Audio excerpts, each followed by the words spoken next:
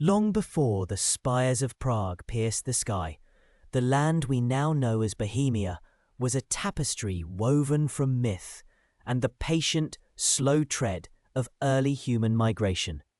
It was a place where ancient forests, thick and whispering, sheltered nomadic tribes, and where the Vltava River, a silver ribbon through the heart of the continent, carved its enduring path. Our journey begins in the mists of time, in the fertile basin nestled amidst the Bohemian Massif, a natural fortress of mountains that would for centuries define its borders and its destiny. Imagine, if you will, a landscape untouched by the intricate patterns of modern life, where the rhythm of existence was dictated by the sun's arc and the moon's gentle pull.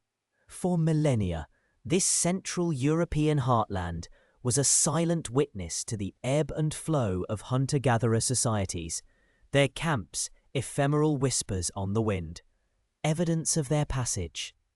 Flint tools and scattered hearths lies buried beneath layers of soil, a testament to lives lived in intimate communion with the wild. As the last great ice sheets retreated, around 10,000 BCE, the climate warmed and the land became more hospitable, drawing new waves of settlers. These were the people of the Neolithic Revolution, who brought with them the transformative knowledge of agriculture. They cleared patches of forest, coaxed grains from the earth, and built more permanent settlements, their circular huts huddling together against the vastness of the wilderness. The earth began to bear the faint, first scars of human intention. Over succeeding millennia, the Bronze and Iron Ages brought further sophistication. Tools became sharper, weapons more deadly, and social structures more complex. Trade routes, faint trails at first, began to crisscross the region, connecting these nascent communities with distant lands. Amber from the Baltic, metals from the Alpine regions, all found their way into the Bohemian basin, enriching its inhabitants and broadening their horizons. It was during the Iron Age, specifically from around the 5th century BCE, that Celtic tribes, known to the Romans as the Boii, established a significant presence here. Their name, in fact, is the very origin of Bohemia, Boiahamum in Latin, meaning home of the Boii. These Celts were skilled artisans, fierce warriors, and adept farmers. They minted their own coins, crafted intricate jewelry, and left behind impressive hill forts, or oppida, like the one at Zavist, which served as both defensive strongholds and bustling trade centres. The legacy of the Boii is not just in the name of the land, but in the enduring spirit of craftsmanship and resilience that would characterise its future inhabitants. However, the Celtic dominance was not to last. The shifting tides of migration and empire brought new players to the stage. Around the turn of the Common Era, Germanic tribes, notably the Marcomanni, began to exert pressure on the Celtic populations. The Roman Empire, expanding its reach across Europe, also cast its long shadow, though it never fully conquered Bohemia. Instead, the Romans viewed it as a buffer zone, a wild frontier beyond their direct control, yet a region through which trade and occasional military skirmishes passed. The Marcomanni, under their king Maroboduus, even established a powerful kingdom that challenged Roman authority in the early 1st century CE, a testament to the strategic importance and formidable nature of the Bohemian lands. This period saw a complex interplay of cultures, Celtic, Germanic, and the distant yet influential Roman presence, each leaving its imprint on the evolving identity of the region. As the Roman Empire began its long, slow decline in the 4th and 5th centuries CE, a new wave of migrations swept across Europe, dramatically reshaping its demographic and political landscape. This was the era of the Great Migration, and it was during this tumultuous period that the Slavic peoples are central protagonists began their gradual expansion westward from their ancestral homelands in Eastern Europe. The precise timing and routes of their arrival in Bohemia are still subjects of scholarly debate. Some historians suggest a more rapid, almost migratory wave, while others propose a slower, more infiltrative process, with Slavic groups gradually settling into areas vacated or sparsely populated by Germanic tribes moving further west. What is clear, however, is that by the 6th century CE, the Slavic presence in Bohemia was firmly established, laying the foundational demographic and linguistic bedrock for the future Czech nation. These early Slavs were primarily agriculturalists, living in small, self-sufficient communities. Their dwellings were typically semi-subterranean huts, offering insulation against the harsh winters. They practiced a form of slash-and-burn agriculture, clearing patches of forest for cultivation, and their social structure was largely tribal, centered around extended families and clans. Their religion was polytheistic, deeply connected to nature, with deities representing the sun, thunder, fertility, and the spirits of the forest and water. The arrival of the Slavs marked a profound cultural shift. They brought with them a new language, new customs, and a distinct way of life that would, over centuries, coalesce into the unique identity of the Czech people. The 7th century saw the emergence of the first significant political entity in the region that united various Slavic tribes, albeit briefly: Samo's Empire. According to the Frankish chronicle Fredegar's Chronicle, Samo was a Frankish merchant who around 623 CE came to the aid of the Slavs in Bohemia and Moravia during their revolt against the Avar Khaganate. The Avars were a powerful nomadic people from the Eurasian steppes who had established a formidable empire in Central Europe, frequently raiding and subjugating their Slavic neighbors. Samo, a charismatic and capable leader, successfully led the Slavs to victory against the Avars, and in gratitude, they elected him as their king. Samo's empire, though its exact geographical extent and duration are debated by historians, represented a crucial early attempt at political consolidation among the Western Slavs. It provided a period of relative stability and independence from Avar domination, fostering a sense of shared identity among the disparate tribes. After Samo's death, around 658 CE, his empire fragmented, and the region once again reverted to a collection of independent Slavic tribes. However, the precedent of a unified Slavic polity had been set, a seed planted that would eventually blossom into something far more enduring. So the next 2 centuries, the lands of Bohemia remained a patchwork of independent Slavic tribes, each with its own local chieftain or prince. This period, from the late 7th to the late 9th century, is often referred to as the Dark Ages of Czech history, due to the scarcity of written records. Our understanding relies heavily on archaeological findings and later chronicles that often blend history with legend. It was a time of gradual internal development as agricultural practices improved, populations grew, and social hierarchies became more defined. The natural defenses of the Bohemian Basin provided a degree of protection, allowing these communities to develop relatively undisturbed by the major power struggles unfolding elsewhere in Europe. The slow but steady consolidation of power began to emerge around the late 9th century, often driven by the need for stronger defense against external threats, particularly the expanding power of the Frankish Empire to the west and the lingering threat of nomadic incursions from the east.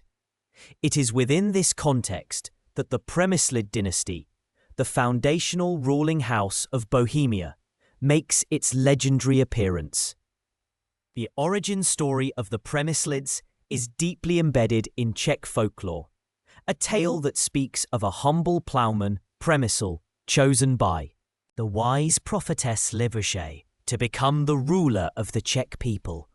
Libuše, from her mythical castle at Vyšehrad overlooking the Vltava, foresaw the glory of Prague and the future of her people. She sent her envoys to find Přemysl, who was tilling his field with oxen. He left his plough, which was then preserved as a sacred relic, and married Libuše, thus founding the royal line. This myth, while undoubtedly embellished over centuries, served a crucial purpose. It legitimized the Přemyslid rule, grounding it in divine prophecy and the very soil of the land. Historically, the Přemyslids likely emerged from one of the more powerful Slavic clans residing in the central Bohemian basin, gradually asserting their dominance over neighboring tribes. Their initial power base was centered around Prague and its environs, particularly the strategic locations of Prague Castle and Vyšehrad. The late 9th and early 10th centuries witnessed a crucial period of state-building under the early Přemyslid princes.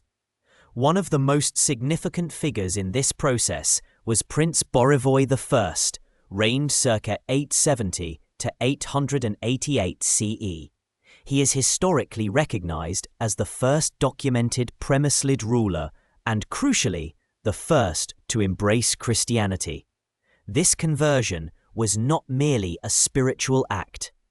It was a profound political decision that aligned Bohemia with the powerful Christian West, particularly with the burgeoning Great Moravian Empire to the east and later the German Empire. Bořivoj's conversion was influenced by Methodius, one of the Byzantine missionaries who had brought Christianity to Great Moravia. This early form of Christianity in Bohemia was often conducted in Old Church Slavonic, using the Glagolitic and later Cyrillic alphabets, a legacy of the Byzantine mission. However, the subsequent rulers, particularly Václav, Wenceslas, and his successors, would increasingly lean towards the Latin Rite and the Roman Catholic Church, a choice that would profoundly shape Bohemia's cultural and political orientation for centuries to come. The adoption of Christianity provided a unifying ideology, a more sophisticated administrative structure, and a means to integrate Bohemia into the broader European political and cultural sphere. It was a step away from the tribal past and towards a more centralized, organized state.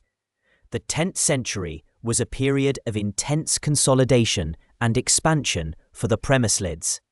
Prince Spytisnev IR, reigned 888 to 915 CE, continued his father's work, strengthening the Přemyslid hold over central Bohemia and beginning the construction of Prague Castle as a true administrative and religious centre. But it was under his successor, Prince Vratislav I, reigned 915 to 921, and even more so under his son, the sainted Duke Wenceslas, Václav, reigned 921 to 935 CE, that the Bohemian Duchy truly began to take shape. Wenceslas, though his reign was tragically short, became the patron saint of Bohemia and a symbol of Czech statehood. His story, immortalized in legend and song, speaks of a pious ruler who sought peace and justice, and who tragically fell victim to a conspiracy orchestrated by his own brother, Boleslav I.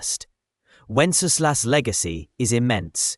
He is credited with promoting Christianity, establishing diplomatic ties with the German Empire, and fostering a period of relative peace and internal development. His martyrdom cemented his status as a national hero and provided a powerful, unifying narrative for the nascent Bohemian state. The cult of Saint Wenceslas grew rapidly, and his banner became the symbol of the Bohemian army, his name invoked in times of national crisis. His life and death underscore the turbulent nature of this formative period, where the struggle for power was often brutal, yet where the foundations of a lasting state were being laid with determination and foresight. Following Wenceslas's assassination, his brother Boleslav I, known as the Cruel, reigned 935 to 972 CE, seized power, despite the dark circumstances of his ascents. Boleslav proved to be a highly effective and ruthless ruler. He completed the work of unifying the Czech tribes, crushing any remaining local resistance, and expanding the Přemyslid territory significantly. He also skillfully navigated the complex political landscape of Central Europe, often engaging in fierce wars with the German Empire, but also forging alliances when strategically necessary.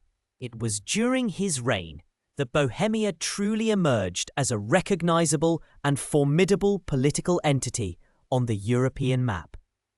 He established a strong, centralized administration, organized a standing army, and even founded the Bishopric of Prague in 973 CE, further solidifying Bohemia's ecclesiastical independence and its place within the Western Christian world. The establishment of the bishopric was a crucial step, moving Bohemia beyond being merely a missionary territory and granting it a distinct ecclesiastical identity, albeit under the Archbishopric of Mainz. Boleslav I's reign also saw Bohemia become a significant player in regional trade. The strategic location of Prague at the crossroads of major east-west and north-south trade routes facilitated the growth of a thriving commercial center. Goods from Byzantium, the Islamic world, and Western Europe flowed through Bohemia, enriching the Přemyslid treasury and fostering cultural exchange. This economic prosperity further strengthened the Duchy, allowing for the construction of churches, fortifications, and the development of urban centers. The transition from a collection of tribes to a unified duchy was not without its challenges. The Přemyslids faced internal rebellions from rival clans, external pressures from powerful neighbors like the German Empire and Poland, and the ongoing process of Christianization, which often met with resistance from those clinging to older pagan beliefs. Historians still debate the extent to which the early Přemyslids were truly dukes in the Western European sense, or if their power was initially more akin to that of a powerful tribal chieftain.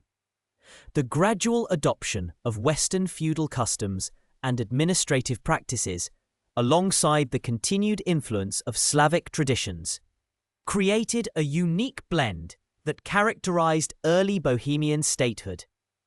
The very concept of Bohemia as a distinct political and territorial entity was a slow, organic growth nurtured by the Přemyslid dynasty over several generations.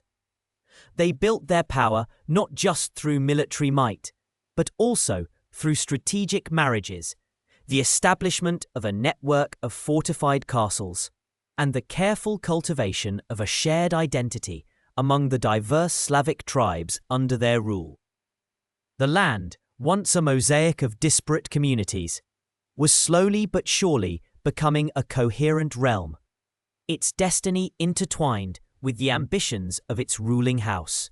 The mists of early medieval Bohemia began to thin, revealing not a unified realm, but a patchwork of Slavic tribes, each with its own chieftain, its own gods, and its own patch of ancestral land.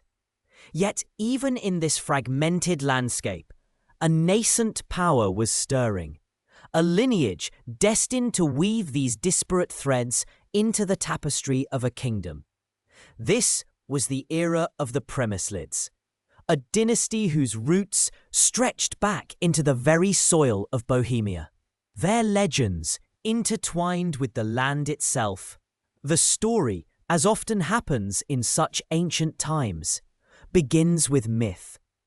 Libuscha, the wise prophetess, is said to have foreseen the rise of a great ruler from the plough, a humble farmer named Přemyslids. She sent her envoys to seek him out, finding him tilling his fields, his oxen yoked, his hands calloused. He left his plough, the symbol of his earthly connection, and became the first of the Přemyslids, establishing a lineage that would shape Bohemia for centuries. While the tale of Libuscha and Přemyslids is a foundational myth, a romanticized origin for a powerful clan, the historical record begins to solidify around figures like Borivoy I, who, in the late 9th century, embraced Christianity, a pivotal decision that would forever alter the duchy's trajectory. This conversion, likely influenced by the Great Moravian Empire, his powerful neighbor to the east, wasn't merely a spiritual shift. It was a political maneuver, aligning Bohemia with the burgeoning Christian powers of Europe and laying the groundwork for its future integration into the Western sphere. Borivoy's adoption of Christianity, particularly under the influence of Methodius, one of the Byzantine missionaries who brought the faith to the Slavs, was a significant step away from the pagan traditions that had long held sway. He founded the first Christian church in Bohemia, likely at Levi Hradec, a small but symbolically potent act. This embrace of the new faith, however, was not without its challenges. The old ways died hard, and the early Přemyslids faced internal resistance from pagan factions and external pressures from both the east and the west. The 10th century saw the Přemyslids consolidate their power, often through a blend of shrewd alliances, military might, and the strategic elimination of rivals. Wenceslas I, a figure whose piety and tragic end would elevate him to sainthood and make him the patron saint of Bohemia, reigned in the early part of this century. His story, though steeped in legend, paints a picture of a ruler striving for peace and Christian values in a turbulent age. He cultivated closer ties with the East Frankish realm, a relationship that would prove both a source of protection and a potential constraint on Bohemian independence. Wenceslas's efforts to spread Christianity and maintain peace, however, were cut short by his own brother, Boleslav I, who, driven by ambition and perhaps a desire for a more assertive foreign policy, had Wenceslas murdered in 935. This act, while horrific, paradoxically cemented Boleslav's rule and allowed him to pursue a more aggressive expansion of Přemyslid influence. Boleslav I, known as the Cruel, was a far more pragmatic and ruthless ruler than his sainted brother. He expanded Bohemian territory, subdued neighboring tribes, and even dared to challenge the authority of the Holy Roman Empire, though he eventually had to acknowledge its suzerainty. His reign, spanning from 935 to 972, was a period of significant territorial growth and internal consolidation. He established a system of fortified settlements, or hrad, across Bohemia, which served as administrative centers and military strongholds, effectively extending Přemyslid control over the entire duchy. This network of strongholds was crucial for maintaining order and projecting power, allowing the Přemyslids to collect taxes, administer justice, and raise armies more effectively. One of the lesser-known but fascinating aspects of this period is the development of Bohemian coinage. Boleslav I is credited with issuing the first Bohemian deniers, small silver coins that bore his name, and often a cross, signifying the Christianization of the realm. These coins were not merely economic tools. They were powerful symbols of sovereignty, declaring the Přemyslid ruler's authority and independence. The very act of minting one's own currency was a bold statement in an era when many smaller polities relied on foreign coinage. The Přemyslid consolidation was not a smooth, linear progression. It was punctuated by internal feuds, succession crises, and constant struggles against powerful neighbours. To the west lay the Holy Roman Empire, a behemoth whose emperors viewed Bohemia as a vassal state, a valuable buffer and a source of tribute. To the east, the rising power of Poland and the lingering influence of Hungary presented their own challenges. The Přemyslid dukes had to navigate these treacherous waters with skill and cunning, often playing one power against another to preserve their own autonomy. The 11th century brought further challenges and opportunities. Bretislav I, who ruled from 1035 to 1055, was a particularly ambitious and capable duke. He sought to elevate Bohemia's status and even attempted to establish an independent archbishopric in Prague, a move that would have significantly enhanced the duchy's ecclesiastical and political autonomy from the German archbishops. While this attempt ultimately failed due to imperial opposition, it demonstrated the Přemyslid ambition to break free from external control. Bretislav also issued a significant legal code, the Decrees of Bretislav, which aimed to regulate marriage, inheritance, and the maintenance of Christian morality, further solidifying the legal and social framework of the Bohemian state. However, the question of Bohemia's exact relationship with the Holy Roman Empire remained a persistent point of contention. Historians still debate the precise nature of Bohemia's vassalage during this period. Was it a fully integrated part of the empire, or a semi-independent entity with significant internal autonomy? The truth likely lies somewhere in between. A complex and shifting relationship defined by treaties, military campaigns, and the personal dynamics between emperors and dukes. The Přemyslids often paid tribute, provided military service, and participated in imperial diets. Yet they fiercely guarded their internal affairs and their right to choose their own rulers, even if imperial approval was often sought or imposed. The dream of a Bohemian kingdom, rather than merely a duchy, began to take more concrete shape in the late 11th and early 12th centuries. The Holy Roman emperors, in need of loyal allies for their own imperial ambitions, occasionally granted the title of king to certain Přemyslid dukes. Vratislav II, for instance, received the royal title in 1085 from Emperor Henry IV, a reward for his military support in the investiture controversy. He was crowned in Prague, a moment of immense symbolic significance, though the title was personal and not hereditary, meaning it did not automatically pass to his successors. This initial kingship was fleeting, a temporary elevation rather than a permanent change in status. It was a taste of what could be, a glimpse of the grandeur that awaited Bohemia. The 12th century was marked by further internal strife within the Přemyslid family, with numerous dukes vying for power, often with the backing of imperial factions. This period of instability, however, paradoxically strengthened the position of the Bohemian nobility, who gained more influence in the selection of dukes and the governance of the realm. The land, though, continued to develop.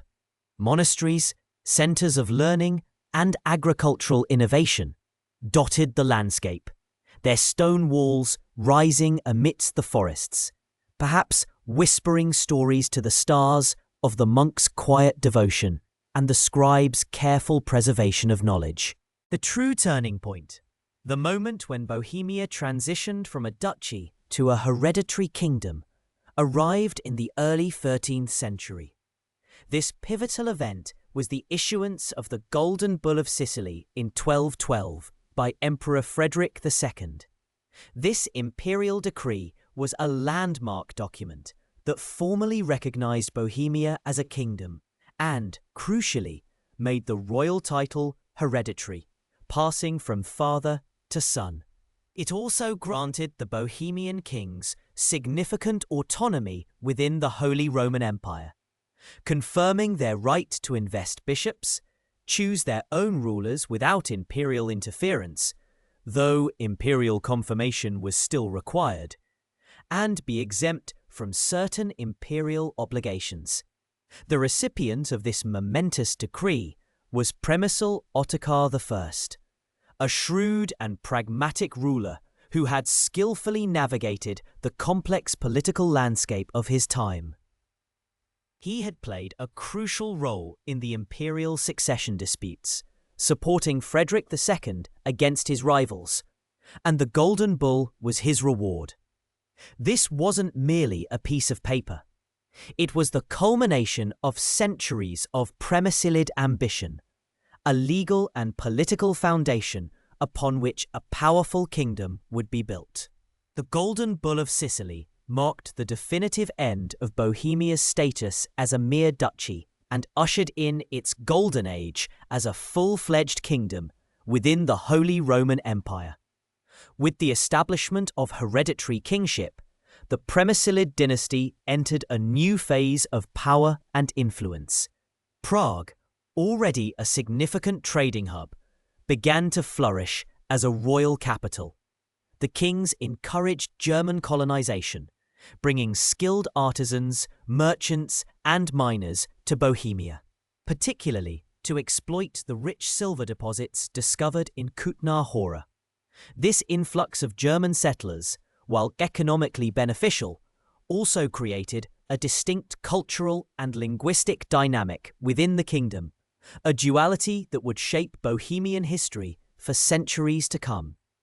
The silver mines of Kutná Hora, in particular, became a source of immense wealth for the Bohemian kings, allowing them to fund their ambitious building projects, maintain a strong army, and project their power across Central Europe. The sheer volume of silver extracted from these mines was extraordinary, making the Bohemian dinar one of the most stable and widely accepted currencies in the region. The transformation from duchy to kingdom was not just a change in title, it was a fundamental shift in identity and aspiration. The Bohemian kings, now on par with other European monarchs, began to assert their influence more forcefully. They engaged in dynastic marriages, formed strategic alliances, and even challenged imperial authority when it suited their interests. The Přemyslid kings, especially during the 13th century, became formidable figures on the European stage, their power rooted in a rich and fertile land, a growing economy, and a strong sense of national identity, even if that identity was still in its formative stages. Yet, this period of ascendance was not without its shadows. The very success of the Přemyslids sometimes sowed the seeds of future conflict.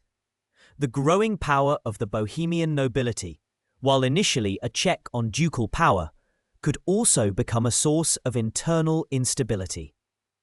The relationship with the Holy Roman Empire, though now more clearly defined, remained a delicate balance of fealty and autonomy. And the influx of German settlers, while economically beneficial, sometimes created tensions with the native Slavic population.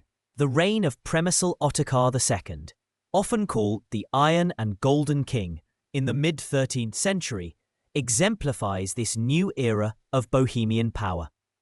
He was a truly ambitious monarch who, through a combination of military conquest and shrewd diplomacy, expanded the Bohemian realm to an unprecedented extent. He acquired Austria, Styria, Carinthia, and Carniola, transforming Bohemia into a vast empire stretching from the Sudeten Mountains to the Adriatic Sea. He founded numerous towns, encouraged trade, and fostered a vibrant court culture, making Prague one of the most important centers in Central Europe. His dream was to become Holy Roman Emperor himself, a testament to the soaring ambitions of the Přemyslid dynasty. However, his very success ultimately led to his downfall. His expansive power and imperial ambitions brought him into direct conflict with Rudolf I of Habsburg, who was elected Holy Roman Emperor. The ensuing struggle culminated in the Battle of Marchfeld in 1278, where Přemysl Ottokar II was defeated and killed. This tragic end, however, did not erase the legacy of his reign. He had firmly established Bohemia as a powerful kingdom, a major player in European politics, and left behind a realm that, despite its temporary setback, was poised for future greatness. The Přemyslid dynasty, which had begun with a mythical ploughman and a prophetess, had, through centuries of struggle, ambition, and strategic maneuvering, forged a powerful and enduring kingdom. From the fragmented tribes of early Bohemia, they had built a state, imbued it with a distinct identity, and secured its place on the map of medieval Europe. The echoes of their early struggles against paganism, their careful dance with imperial power, and their relentless drive for sovereignty would continue to resonate through the centuries, shaping the destiny of the land and its people. The foundations were laid, deep and strong, for the rich and complex history that was yet to unfold. The whispers of the past, carried on the Bohemian wind, now lead us from the nascent stirrings of a duchy to the full, vibrant bloom of a kingdom, a transformation largely orchestrated by the Přemyslid dynasty. The 12th and 13th centuries would prove to be a golden age, a period when Bohemia, under a succession of ambitious and astute rulers, shed its regional constraints and stepped onto the grand stage of European power. It was a time of both fierce ambition and sophisticated cultural flourishing, a testament to the vision of kings who understood that true power lay not just in conquest, but in the careful cultivation of a nation's spirit. Our journey through this golden age begins in earnest with the figure of Ottokar I, a man whose very name seems to resonate with strength and determination. Born around 1155, Ottokar's early life was fraught with the familiar Přemyslid squabbles for power, a turbulent apprenticeship that undoubtedly honed his political instincts. Yet, unlike some of his predecessors who merely sought to consolidate their ducal authority, Ottokar harboured a grander vision: to elevate Bohemia from a duchy, however influential, to a full-fledged kingdom recognised by the Holy Roman Empire. The opportunity arose from the tangled web of German imperial politics. The late 12th century saw a bitter struggle for the imperial crown between the Welf and Hohenstaufen dynasties. Ottokar, with a shrewdness that would become his hallmark, played these powerful factions against each other, offering his military support to whichever side seemed most likely to grant his coveted prize. In 1198, he finally achieved his goal. Philip of Swabia, one of the contenders for the imperial throne, officially recognized Bohemia as a kingdom, a status later reconfirmed and made hereditary by Frederick II in the Golden Bull of Sicily in 1212. This wasn't merely a change in title. It was a fundamental shift in Bohemia's standing, granting its rulers greater autonomy within the empire and elevating their prestige across Europe. The Golden Bull of Sicily, a foundational document in Bohemian history, not only affirmed the hereditary right of the Přemyslids to the Bohemian throne, but also granted the Bohemian kings significant privileges, such as the right to invest their own bishops and to be exempt from imperial diets unless specifically summoned. With the kingdom firmly established, Ottokar I turned his attention to internal consolidation and external expansion. He understood that a strong kingdom required a stable succession, and so he worked to ensure that his chosen heir, Wenceslaus I, would inherit an unchallenged throne. He also began the systematic German colonization of Bohemia, inviting German settlers, particularly miners and artisans, to populate underdeveloped regions and exploit the rich silver deposits that lay beneath the Bohemian earth.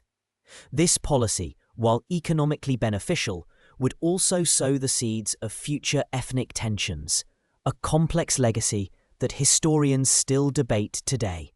Was it a pragmatic move to boost the kingdom's economy and infrastructure, or did it inadvertently dilute the distinctiveness of Bohemian identity?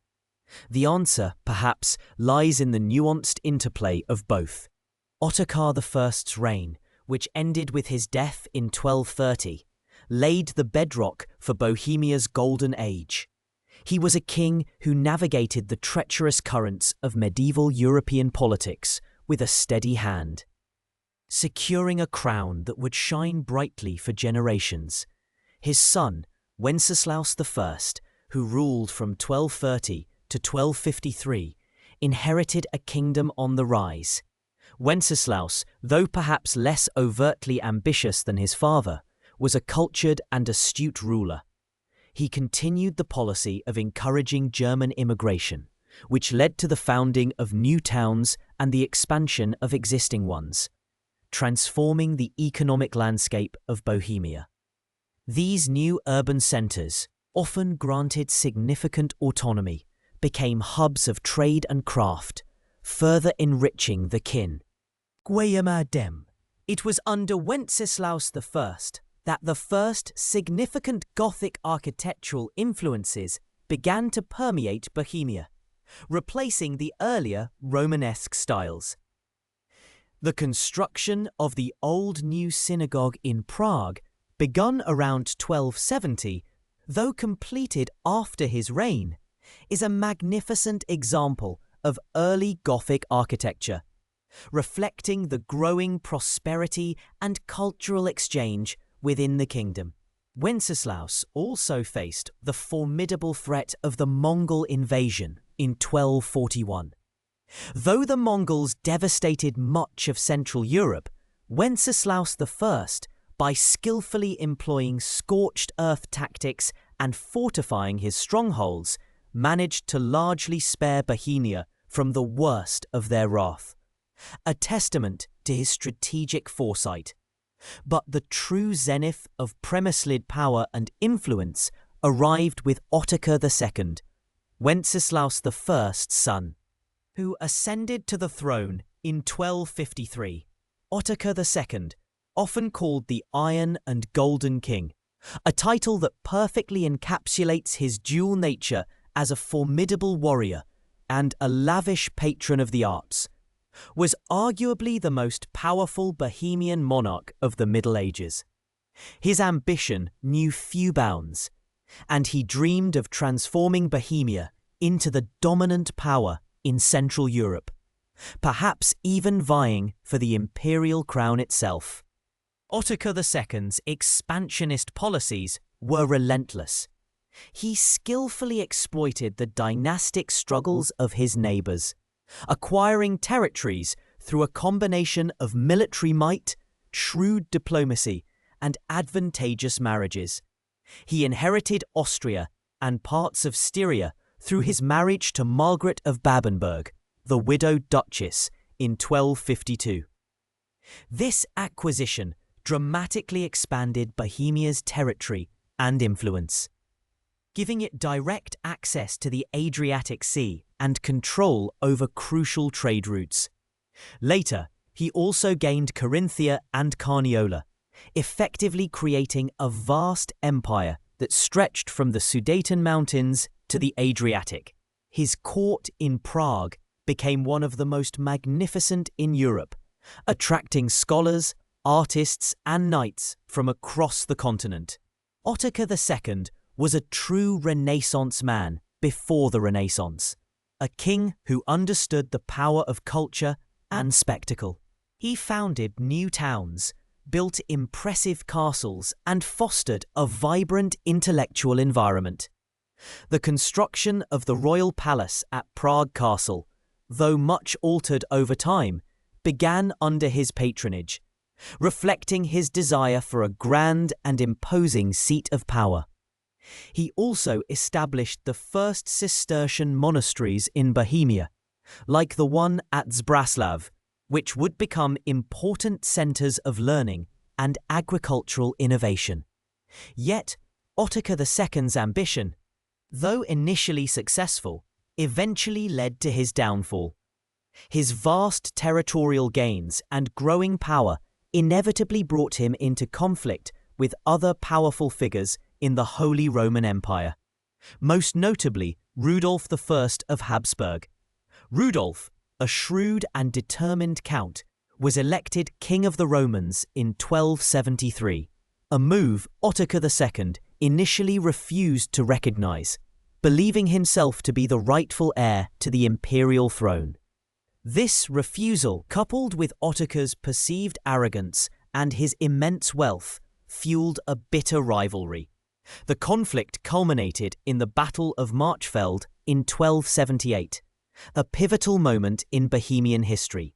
Ottokar II, facing a coalition of forces led by Rudolf of Habsburg, suffered a devastating defeat. He was killed on the battlefield, a tragic end for a king who had brought Bohemia to such heights. His death plunged the kingdom into a period of instability and regency. As his young son, Wenceslaus II, was still a child, the vast territories Ottokar II had so painstakingly acquired, including Austria, Styria, Carinthia, and Carniola, were lost, reverting to Habsburg control. This loss would forever alter the geopolitical landscape of Central Europe, setting the stage for centuries of Habsburg dominance. The legacy of Ottokar II remains a subject of fascination and debate. Was he a visionary who simply overreached, or was his ambition inherently flawed? Some historians view him as a proto-imperialist, driven by a desire for personal glory, while others see him as a king who genuinely sought to elevate Bohemia to its rightful place as a leading European power. Regardless of interpretation, his reign undoubtedly represents the pinnacle of Přemyslid power, a period when Bohemia truly shone.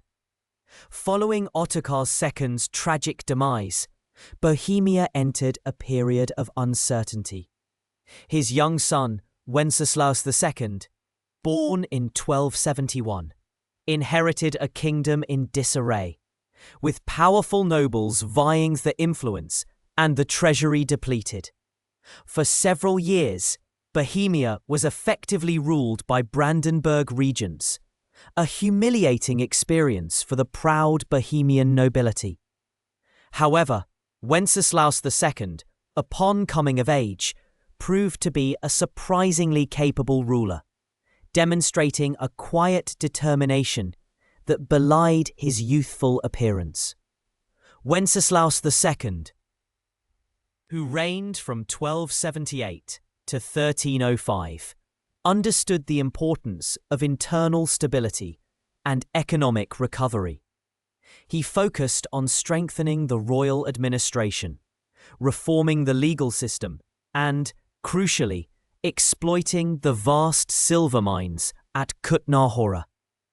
The discovery and systematic exploitation of these mines transformed Bohemia into one of the wealthiest kingdoms in Europe.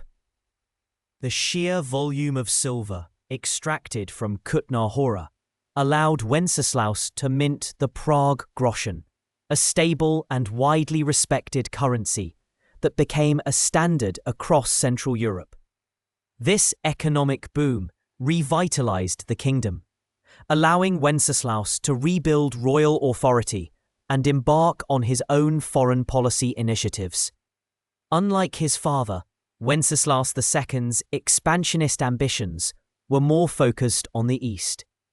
He skillfully navigated the complex politics of Poland, ultimately being crowned King of Poland in Gniezno in 1300, uniting the two crowns under Přemyslid rule.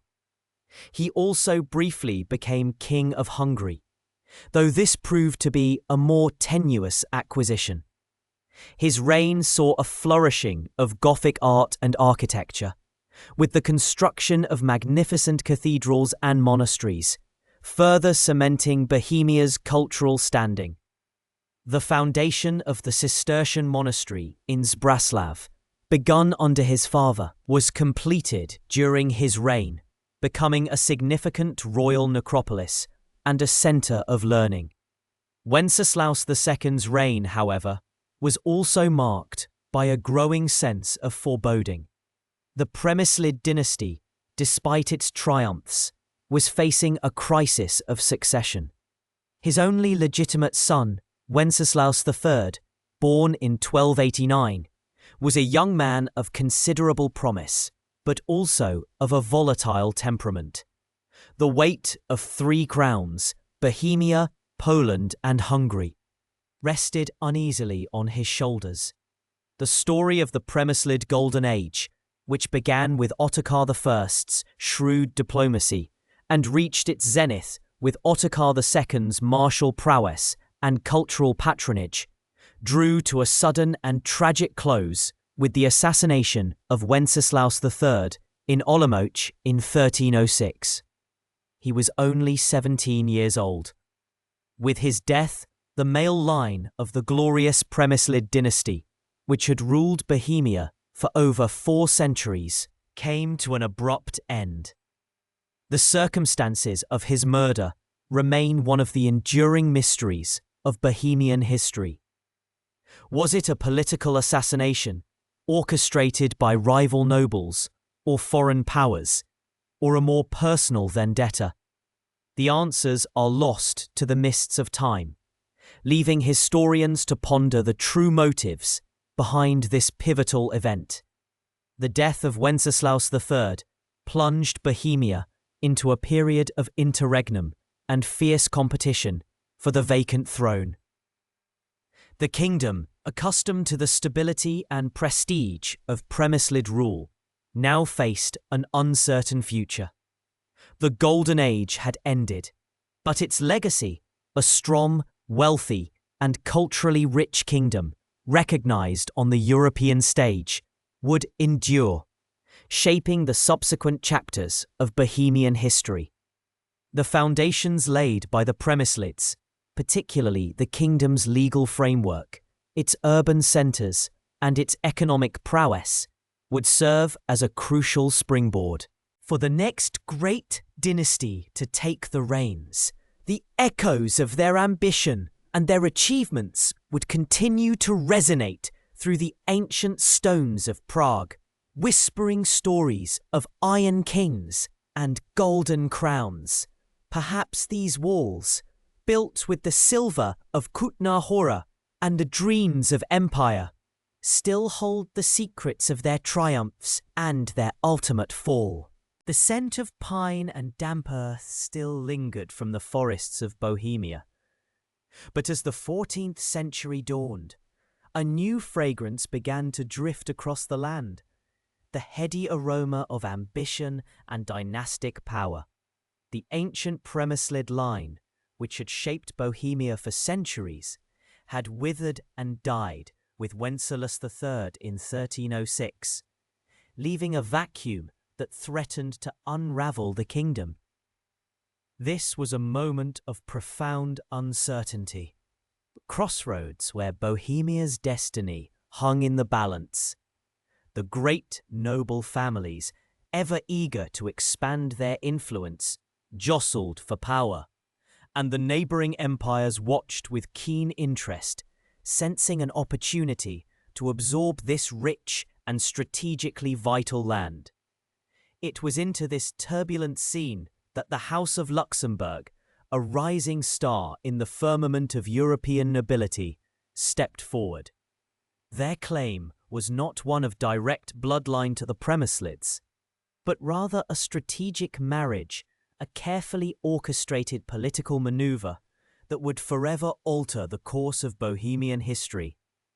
John of Luxembourg, a young man of just 14, arrived in Prague in 1310, marrying Elizabeth, the sister of the last Přemyslid king.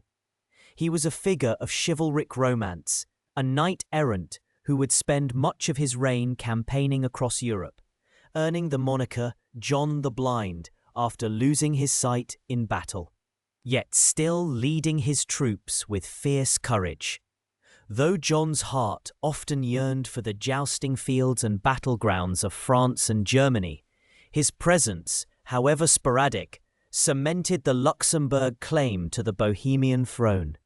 He was a king who preferred the clang of steel to the rustle of parchment, often leaving the day-to-day administration of Bohemia to his shrewd wife and later to his young son. This son, born Wenceslas, but later known to history as Charles IV, would become the true architect of Bohemia's golden age. Charles's early life was a crucible that forged a monarch of extraordinary vision and intellect. Sent away from Bohemia by his father, who perhaps saw a rival in his intelligent and politically astute son, Charles spent his formative years in the cultured courts of France and Italy. He was educated in Paris, the intellectual heart of Europe, where he absorbed the classical learning of the age, becoming fluent in 5 languages: Latin, German, French, Italian, and Czech. This deep immersion in diverse cultures and intellectual traditions broadened his perspective far beyond the narrow confines of a medieval kingdom. He was a true polymath, a scholar king who understood the intricate dance of diplomacy, the power of law, and the enduring strength of cultural identity. When Charles returned to Bohemia in 1333, he found a kingdom that had suffered from his father's frequent absences and the machinations of ambitious nobles. The royal treasury was depleted, and the royal lands, the very foundation of the monarch's power, had been mortgaged or lost.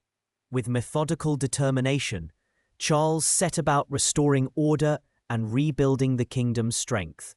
He was a master of detail, poring over financial records, reclaiming alienated lands, and consolidating royal authority. He understood that a strong, prosperous kingdom was not built on military might alone, but on sound administration, a thriving economy, and the loyalty of its people. His coronation as King of Bohemia in 1346 was not merely a ceremonial act, it was a declaration of intent. Charles immediately set about transforming Prague, the ancient capital, into a city worthy of its new prominence. He envisioned Prague not just as a royal seat, but as a spiritual and intellectual beacon for all of Europe. His grandest project, and perhaps the most enduring symbol of his reign, was the founding of Charles University in Prague in 1348. This was a revolutionary act, establishing the first university in Central Europe, a place where scholars from across the continent could gather to study theology, law, medicine, and the liberal arts. The university rapidly became a vibrant center of learning, attracting brilliant minds and fostering a new intellectual dynamism within Bohemia. Imagine the bustling streets of Prague, now filled not only with merchants and artisans, but with students and professors. Their debates echoing through the cobblestone alleys, their ideas shaping the future. Charles's ambition extended far beyond the borders of Bohemia. In 1346, he was elected King of the Romans, a title that made him the presumptive heir to the Holy Roman Empire. This was a testament to his growing influence and diplomatic skill. Then, in 1355, he achieved the ultimate imperial honor, being crowned Holy Roman Emperor in Rome itself. With this, Bohemia, under Charles IV, became the very heart of the Holy Roman Empire, a position of unparalleled prestige and power. Prague, once a regional capital, was now the imperial residence, a true European metropolis. The Golden Bull of 1356, a landmark constitutional document, solidified Charles's vision for the empire. It codified the electoral process for the emperor, reducing the influence of the Pope and establishing 7 powerful prince-electors, among whom the King of Bohemia held the preeminent position. This document, which would govern the empire for centuries, enshrined Bohemia's central role and ensured its enduring importance within the imperial structure. It was a testament to Charles's understanding of law and governance, a carefully crafted framework designed to bring stability and order to a sprawling and often fractious empire.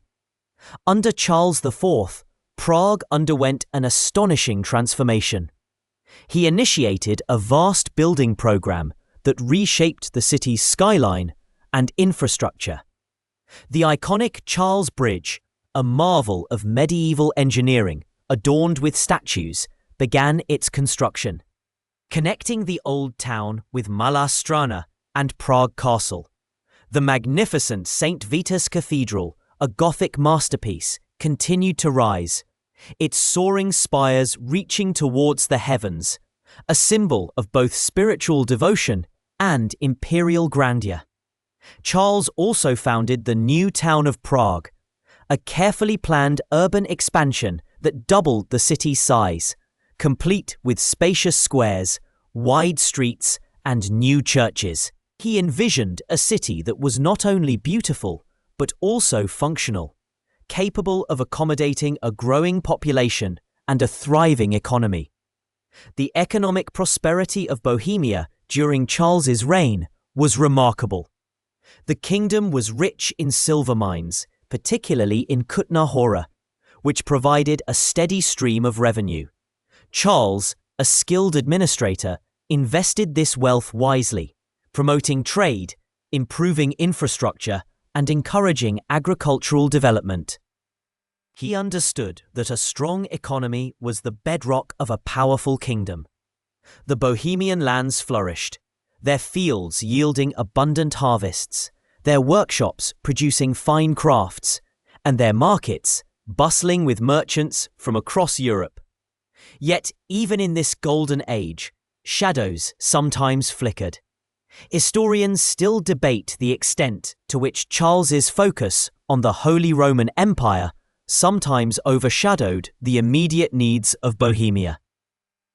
While he undoubtedly elevated Bohemia's status, some argue that his imperial ambitions occasionally led him to prioritize broader imperial concerns over purely Bohemian interests, particularly in terms of military campaigns or diplomatic alliances. However, it is undeniable that his elevation of Prague to an imperial capital brought immense benefits, attracting wealth, talent, and prestige that might otherwise have bypassed the kingdom. Charles was not merely a builder and a statesman. He was also a patron of the arts and letters. He encouraged chroniclers to document Bohemian history, fostering a sense of national identity and pride. He collected relics, patronized artists, and amassed a magnificent library. His court was a vibrant intellectual hub, a place where scholars, artists, and poets found a welcoming home. He even penned his own autobiography, the Vita Caroli, a remarkable document that offers a rare glimpse into the mind of a medieval monarch, revealing his piety, his political acumen, and his profound sense of destiny. One lesser-known detail about Charles IV is his deep personal devotion to the veneration of relics. He was a fervent collector, believing that possessing these sacred objects brought divine favor and legitimacy to his rule. He traveled extensively, negotiating and sometimes even purchasing relics of saints, including pieces believed to be from the true cross and the crown of thorns. He even had a special chapel built at Karlstein Castle, his magnificent imperial stronghold, specifically to house these precious artifacts. This intense personal piety underscored his belief in his divine right to rule and his role as a protector of Christendom, intertwining his political authority with spiritual legitimacy. The legacy of Charles IV was profound and enduring. He transformed Bohemia from a regional power into a pivotal player on the European stage. He left behind a kingdom that was prosperous, culturally vibrant, and politically influential. Prague, under his guidance, became one of the most magnificent cities in Europe, a testament to his vision and ambition. His reign, often referred to as the Golden Age of Bohemia, laid the foundations for a distinct Bohemian identity, one that would endure through centuries of shifting political landscapes. When Charles IV died in 1378, the kingdom mourned the passing of a truly exceptional ruler, a king who had not only restored its fortunes, but had elevated its spirit. The echoes of his reign, the grandeur of his buildings, and the intellectual legacy of his university continued to resonate through the streets of Prague, whispering stories of a time when Bohemia stood at the very heart of an empire. His son, Wenceslas IV, inherited a kingdom at the zenith of its power, but also one grappling with the complexities of imperial rule and the rising tensions within the church. Wenceslas, though intelligent, lacked his father's unwavering focus and diplomatic skill. He preferred the hunt and the pleasures of court life to the arduous tasks of governance. The meticulous administrative machinery built by Charles IV began to creak under the strain of neglect. The seeds of discontent, sown by the growing power of the nobility, and the simmering theological debates that would soon ignite the Hussite wars, began to sprout. The Holy Roman Empire, a vast and unwieldy entity, was notoriously difficult to govern, even for a monarch as capable as Charles IV. Wenceslas struggled with the fractious German princes and the growing power of the church. His reign was marked by increasing conflicts with the Bohemian nobility, who resented his attempts to assert royal authority, and with the Archbishop of Prague, a powerful figure who often challenged the king's prerogatives. These internal squabbles weakened the crown and created an environment ripe for instability. The Great Schism in the Western Church, which saw two, and at one point, even three, rival popes claiming legitimacy, further destabilized the political and spiritual landscape of Europe. This crisis of authority deeply impacted Bohemia, a devoutly Catholic kingdom, and fueled the calls for reform that were already gaining momentum within the University of Prague. The intellectual ferment that Charles IV had so carefully nurtured now began to produce ideas that challenged the very foundations of the established order. Despite the gathering storms, the cultural and artistic vibrancy of Prague continued for a time. The city remained a magnet for artists and scholars, and the architectural projects initiated by Charles IV continued under Wenceslas IV, albeit at a slower pace. The intricate beauty of the city, with its Gothic spires and bustling markets, still captivated visitors. Yet, beneath the surface of this splendor, a profound transformation was underway. The intellectual debates within the university were becoming more radical, questioning not just the abuses within the church, but the very doctrines that had underpinned medieval society. The figure who would come to embody this intellectual and spiritual upheaval was Jan Hus, a charismatic preacher and scholar from the University of Prague. Hus, deeply influenced by the writings of the English reformer John Wycliffe, passionately advocated for reform within the church. He preached against simony, the sale of indulgences, and the moral failings of the clergy, calling for a return to the purity of early Christianity. His sermons, delivered in Czech at the Bethlehem Chapel in Prague, resonated deeply with the common people, who felt increasingly alienated by a wealthy and corrupt church. Wenceslas IV, caught between the demands of the church hierarchy and the growing popularity of Hus, found himself in an increasingly difficult position. Initially, he offered some protection to Hus, perhaps recognizing the popular support the reformer commanded. However, as Hus's teachings became more radical and directly challenged papal authority, the pressure from the Church and the Holy Roman Empire to suppress the movement became immense. The very university that Charles IV had founded as a beacon of learning now became a crucible of dissent, a place where the seeds of religious revolution were being sown. The legacy of the Luxembourgs, particularly Charles IV, had been one of unparalleled growth and prestige for Bohemia. He had elevated the kingdom to a position of immense power and cultural brilliance. But the very intellectual freedom and prosperity he had fostered also created the conditions for profound change. The Golden Age, while glorious, contained within it the seeds of future conflict. As the 15th century dawned, Bohemia stood on the precipice of a new era, one that would be defined not by imperial grandeur, but by religious fervor, social upheaval, and the fierce struggle for spiritual and national identity. The gentle hum of scholarship and the bustling rhythm of a prosperous capital would soon be replaced by the thunder of cannons and the cries of religious war, forever altering the landscape of the Bohemian kingdom. The stage was set for the Hussite Wars, a conflict that would shake the foundations of Europe and carve a new chapter into Bohemia's complex and compelling story.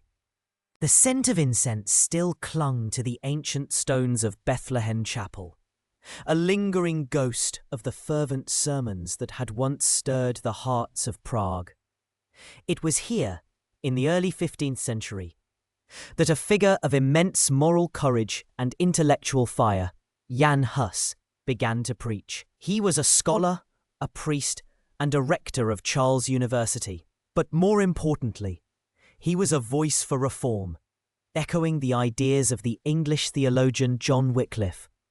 Hus spoke not in the lofty Latin of the Church, but in the vibrant Czech tongue, making his message accessible to all, from the humblest peasant to the most learned noble. His sermons, delivered with a captivating blend of eloquence and conviction, railed against the perceived corruption within the Church, the sale of indulgences, the moral failings of the clergy, and the vast wealth accumulated by ecclesiastical institutions, while many of their flock lived in poverty. He believed passionately that the Bible, not papal decrees or church traditions, should be the ultimate authority for Christians. This was a radical notion, one that threatened the very foundations of the medieval church's power structure. Hus advocated for communion in both kinds, meaning that lay people, should receive both the bread and the wine during the Eucharist, a privilege then reserved almost exclusively for priests. This seemingly simple theological point carried profound symbolic weight, suggesting a greater equality between clergy and laity, and a more direct relationship between the individual believer and God. His teachings resonated deeply within Bohemia, a land already fertile ground for religious dissent and a strong sense of national identity. The Czech people, many of whom felt marginalized by the German-dominated church and imperial power, found in Huss a champion for their language, their culture, and their spiritual aspirations. The church, however, viewed Huss as a dangerous heretic. His ideas challenged the established order, not just spiritually, but politically. In 1414, he was summoned to the Council of Constance, a grand assembly convened to resolve the Western Schism, a period when multiple rival popes claimed authority. Despite a promise of safe conduct from Emperor Sigismund, Huss was arrested, imprisoned, and subjected to a lengthy trial. He refused to recant his beliefs unless they can be proven false by Scripture. His unwavering conviction, his calm defiance in the face of immense pressure, only sealed his fate. On July 6, 1415, Jan Hus was burned at the stake as a heretic. The flames that consumed his body ignited a far greater conflagration in Bohemia, a fire of outrage and resistance that would burn for decades. The news of Huss's execution sent shockwaves through Bohemia. He became a martyr, his death transforming him from a reformer into a symbol of Czech national and religious identity. The nobility, incensed by the violation of the safe conduct and the insult to their nation, sent a formal protest to the Council of Constance. The common people, already stirred by Huss's sermons, were now radicalized. They saw his execution as an act of injustice, a clear sign of the Church's tyranny and corruption. This outrage coalesced into a powerful movement known as the Hussites. The Hussites were not a monolithic group. Rather, they encompassed a spectrum of beliefs and social aspirations. Broadly, they divided into two main factions: the more moderate Calixtines, or Utraquists, more radical Taborites. The Calixtines, named for their insistence on communion in both kinds, calix being Latin for cup, sought primarily religious reform within the existing social order. They articulated their demands in the 4 Articles of Prague in 1420. Freedom to preach the word of God, communion in both kinds for all Christians, poverty for the clergy, and expropriation of church property, and punishment for mortal sins regardless of status. These articles became the bedrock of Hussite ideology. The Taborites, on the other hand, were more revolutionary. Named after their fortified city of Tabor, built on a hill that they believed would be the site of Christ's second coming, they advocated for a complete overhaul of society. They rejected hierarchical church structures, communalized property, and believed in a more egalitarian social order. Their zeal was apocalyptic, and their military prowess would soon become legendary. They were led by figures like Jan Žižka, a brilliant military strategist who, despite losing an eye in battle and later becoming completely blind, continued to command his forces with astonishing effectiveness. The death of King Wenceslas IV in 1419, just 4 years after Huss's execution, plunged Bohemia into further chaos. His successor was his half-brother, Emperor Sigismund, the very man who had guaranteed Huss's safe conduct. Sigismund was determined to crush the Hussite heresy and reclaim Bohemia for the Catholic Church and the Holy Roman Empire. This set the stage for a series of devastating conflicts known as the Hussite Wars, which raged from 1419 to 1434. The Hussite Wars were unlike any conflict Europe had seen before. The Hussites, often outnumbered and facing the combined might of crusading armies from across Europe, developed innovative military tactics. They perfected the use of wagons as mobile fortresses, forming wagonburgs, defensive circles of armoured wagons chained together, from which their archers and early firearms could unleash devastating volleys. Their discipline, their religious fervour, and their leadership under commanders like Žižka made them formidable opponents. They repeatedly defeated crusader armies, often composed of knights in heavy armour, who were ill-suited to fighting against the Hussites' unconventional methods. Imagine the clatter of heavy cavalry against the unyielding wall of wagons, the whizzing of arrows, and the thunderous roar of early cannons, all set against the backdrop of a land fighting for its spiritual soul. One of the most remarkable aspects of the Hussite Wars was the sheer resilience of the Hussites. 5 major crusades were launched against Bohemia, each one ending in humiliating defeat for the imperial and papal forces. The Battle of Damajlisi in 1431, for instance, saw the Crusader army flee in disarray at the sound of the Hussite war hymn, Ktoś są Bożi bojownicy, ye who are God's warriors, before a single blow was struck. This psychological warfare, combined with their tactical brilliance, showcased the power of a unified, religiously motivated force. The prolonged conflict, however, took a heavy toll on Bohemia. The land was ravaged, towns and villages destroyed, and trade disrupted. The constant warfare also deepened the internal divisions within the Hussite movement. The moderate Calixtines grew weary of the endless fighting and the radicalism of the Taborites. They sought a compromise that would allow them to practice their faith freely while restoring stability to the kingdom. Historians still debate the true motivations behind the Calixtine shift towards compromise.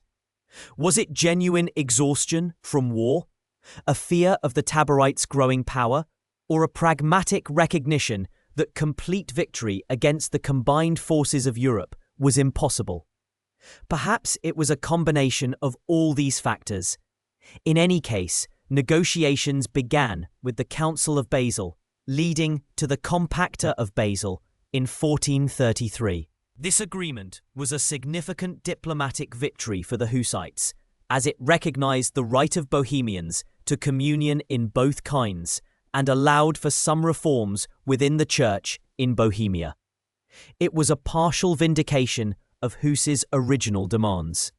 However, the Taborites rejected the Compacta, viewing it as a betrayal of their revolutionary ideals. This led to a tragic internal conflict, the Battle of Lipany in 1434, where the combined forces of the Calixtines and Catholic nobles decisively defeated the Taborites. That effectively marked the end of the Hussite Wars as a large-scale military conflict.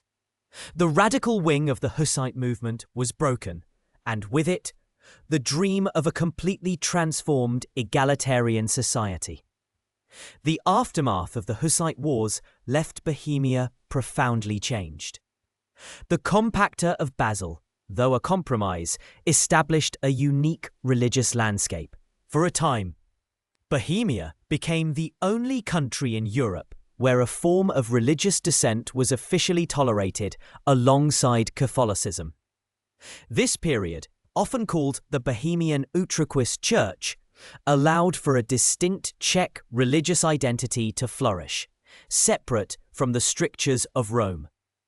The Hussite legacy also fostered a strong sense of national identity, and a tradition of questioning authority, which would resurface in later centuries. Economically, the wars had been devastating, but the kingdom gradually began to rebuild. Politically, the Bohemian nobility gained significant power during the interregnum and the subsequent reign of George of Poděbrady, a Hussite nobleman who became King of Bohemia in 1458. His ascension was remarkable, as he was the only Hussite king to ever rule Bohemia, a testament to the enduring influence of the Hussite movement. George of Poděbrady was a skilled diplomat and statesman who sought to maintain peace and religious coexistence within his realm, even proposing a European union of Christian states to prevent future wars, a remarkably forward-thinking idea for his time. The Hussite Wars also had a ripple effect across Europe. They demonstrated the vulnerability of the Holy Roman Empire and the papacy to a determined, religiously motivated populace.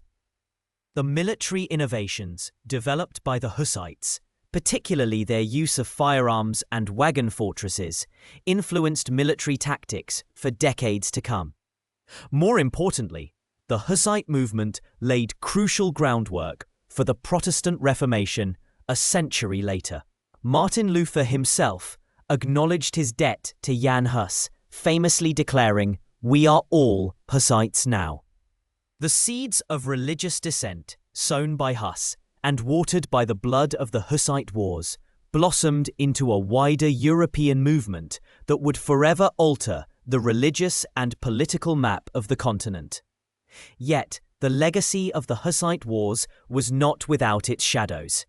The prolonged conflict, the internal strife, and the radicalization of certain factions also left deep scars. The image of the Hussites as fierce, almost apocalyptic warriors, though often exaggerated by their enemies, contributed to a certain isolation of Bohemia within Catholic Europe. The religious tolerance achieved through the Compacta was always precarious, a delicate balance that would be challenged again and again in the centuries that followed. The Hussite period, therefore, represents a pivotal chapter in Bohemian history. It was a time of immense upheaval, of fervent religious conviction, and of astonishing military prowess. It forged a unique national identity, deeply intertwined with the memory of Jan Hus and the struggle for religious freedom. The echoes of those war hymns, the clatter of wagons, and the fiery sermons in Bethlehem Chapel continued to resonate through the Bohemian lands, shaping its destiny and its people for generations to come. The kingdom, though scarred, emerged from this storm with a distinct character, a testament to its enduring spirit and its unwavering commitment to its beliefs. The gentle sway of the Jagiellonian era, though often painted with the hues of a golden age, carried within it the subtle tremors of change. A slow but inexorable shift that would ultimately redefine Bohemia's destiny. The dynasty, a sprawling network of familial ties that stretched across Central and Eastern Europe, brought a period of relative calm after the Hussite Wars. Yet it was a peace often punctuated by internal squabbles and the growing assertiveness of the Bohemian estates.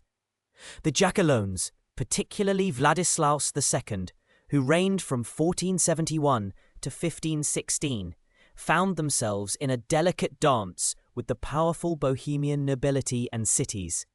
He was often called King Dobrze, King Well, because of his frequent assent to the demands of the estates, a testament to his accommodating nature, or perhaps a reflection of his limited power in the face of a unified aristocracy. This period, roughly from the late 15th to the early 16th century, saw the Bohemian Diet, or Landtag, gain significant influence. They asserted their right to approve taxes, elect kings, and even shape foreign policy, effectively creating a unique form of constitutional monarchy, where the monarch's authority was constrained. The Jagiellonian kings, often absent from Prague, Ruling from Buda in Hungary further allowed this local power to consolidate. Imagine the grand halls of Prague Castle, once the vibrant centre of royal power, now echoing with the debates and decrees of the Bohemian lords, their voices shaping the future of the land in the king's stead. This decentralization, while fostering a sense of local autonomy, also sowed the seeds for future divisions and vulnerabilities. The reign of Louis II Jagiellon, Vladislaus's son, was tragically short-lived, a mere 10 years from 1516 to 1526, but it was a decade that would irrevocably alter the course of Bohemian history. Louis, a young and somewhat inexperienced ruler, inherited a kingdom fraught with internal tensions. The religious peace, so painstakingly achieved after the Hussite wars, was fragile. Outrequists and Catholics coexisted, but suspicions simmered beneath the surface, occasionally flaring into open disputes. Economically, the country was prosperous, with thriving silver mines and a burgeoning trade network. Yet this wealth was largely concentrated in the hands of the nobility and urban centres, leading to social inequalities. The most profound external threat, however, loomed large from the southeast, the Ottoman Empire. The relentless expansion of the Ottomans into the Balkans and Hungary cast a long shadow over Central Europe. The Battle of Mohacs in 1526 became the tragic crucible of Louis II's reign and the Jagiellonian dynasty in Bohemia. It was a devastating defeat for the combined Hungarian and Bohemian forces against the Ottoman army under Sultan Suleiman the Magnificent. Louis II, barely 20 years old, drowned in a marsh while fleeing the battlefield, his young life extinguished, and with it, the male line of the Jagiellons in Bohemia and Hungary. The death of Louis II at Mohacs plunged Bohemia into a succession crisis. The Jagiellonian claim, though strong through marriage alliances, was now severed in the male line. The Bohemian estates, exercising their ancient right to elect their monarch, faced a momentous decision. Several contenders emerged, but the most powerful and strategically positioned was Ferdinand I of Habsburg, Archduke of Austria. Ferdinand was Louis II's brother-in-law, having married Louis's sister, Anna. This familial connection, along with the Habsburgs' immense power and their strategic location, made him a compelling candidate. The Habsburgs were, by the early 16th century, a rising star in European politics, a dynasty whose influence was expanding through a shrewd combination of dynastic marriages and strategic alliances. Their motto, Bella gerunt alia, tu felix Austria nuba, let others wage war, but you, happy Austria marry, perfectly end, encapsulated their approach. Ferdinand's claim was therefore not just based on his wife's lineage, but also on the pragmatic recognition that the Habsburgs offered the most robust defense against the encroaching Ottoman threat.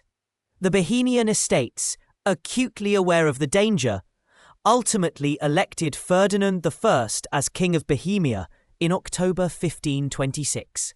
This election marked a pivotal moment, a quiet transition that would bind Bohemia to the vast and complex Habsburg monarchy for nearly 4 centuries.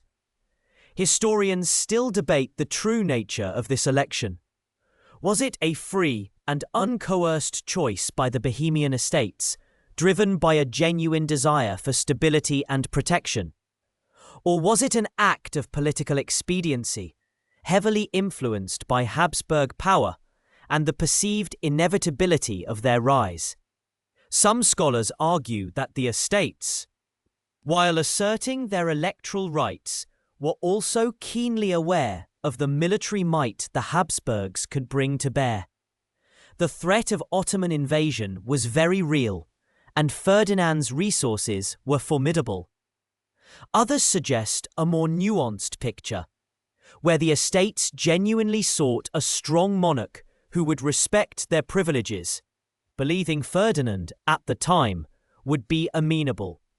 The initial years of Habsburg rule under Ferdinand I, 1526 to 1564, were characterized by a delicate balancing act. Ferdinand, a shrewd and capable ruler, understood the need to consolidate his power while respecting the established rights and traditions of Bohemia. He confirmed the privileges of the estates and promised to uphold the Compacts of Basel, the agreement that had granted religious freedoms to the Utrechists. Yet his long-term vision was one of a centralized, unified monarchy, a vision that would inevitably clash with the Bohemian tradition of strong local autonomy. One of the lesser-known details of this period is the ongoing, quiet resistance to centralizing tendencies. While the election of Ferdinand was accepted, the Bohemian estates consistently pushed back against any attempts to diminish their power. For instance, Ferdinand's efforts to introduce a more centralized system of administration and taxation often met with stiff opposition. The Bohemian Chancellery, a key administrative body, remained largely independent of the Viennese court, a small but significant symbol of their continued autonomy.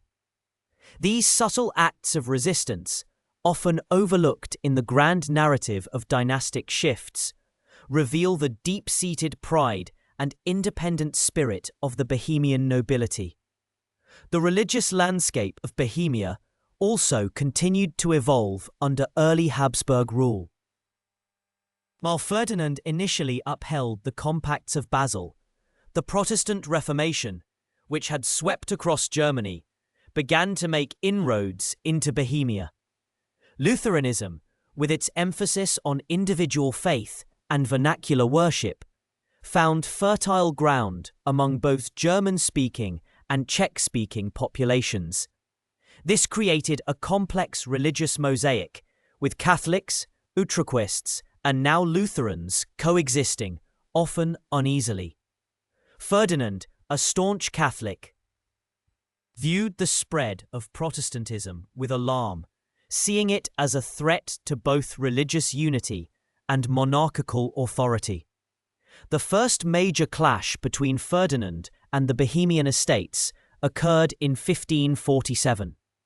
Following the defeat of the Protestant Schmalkaldic League by Ferdinand's brother, Emperor Charles V, Ferdinand attempted to assert greater control over Bohemia. He demanded military aid and financial contributions from the Bohemian estates for his imperial campaigns.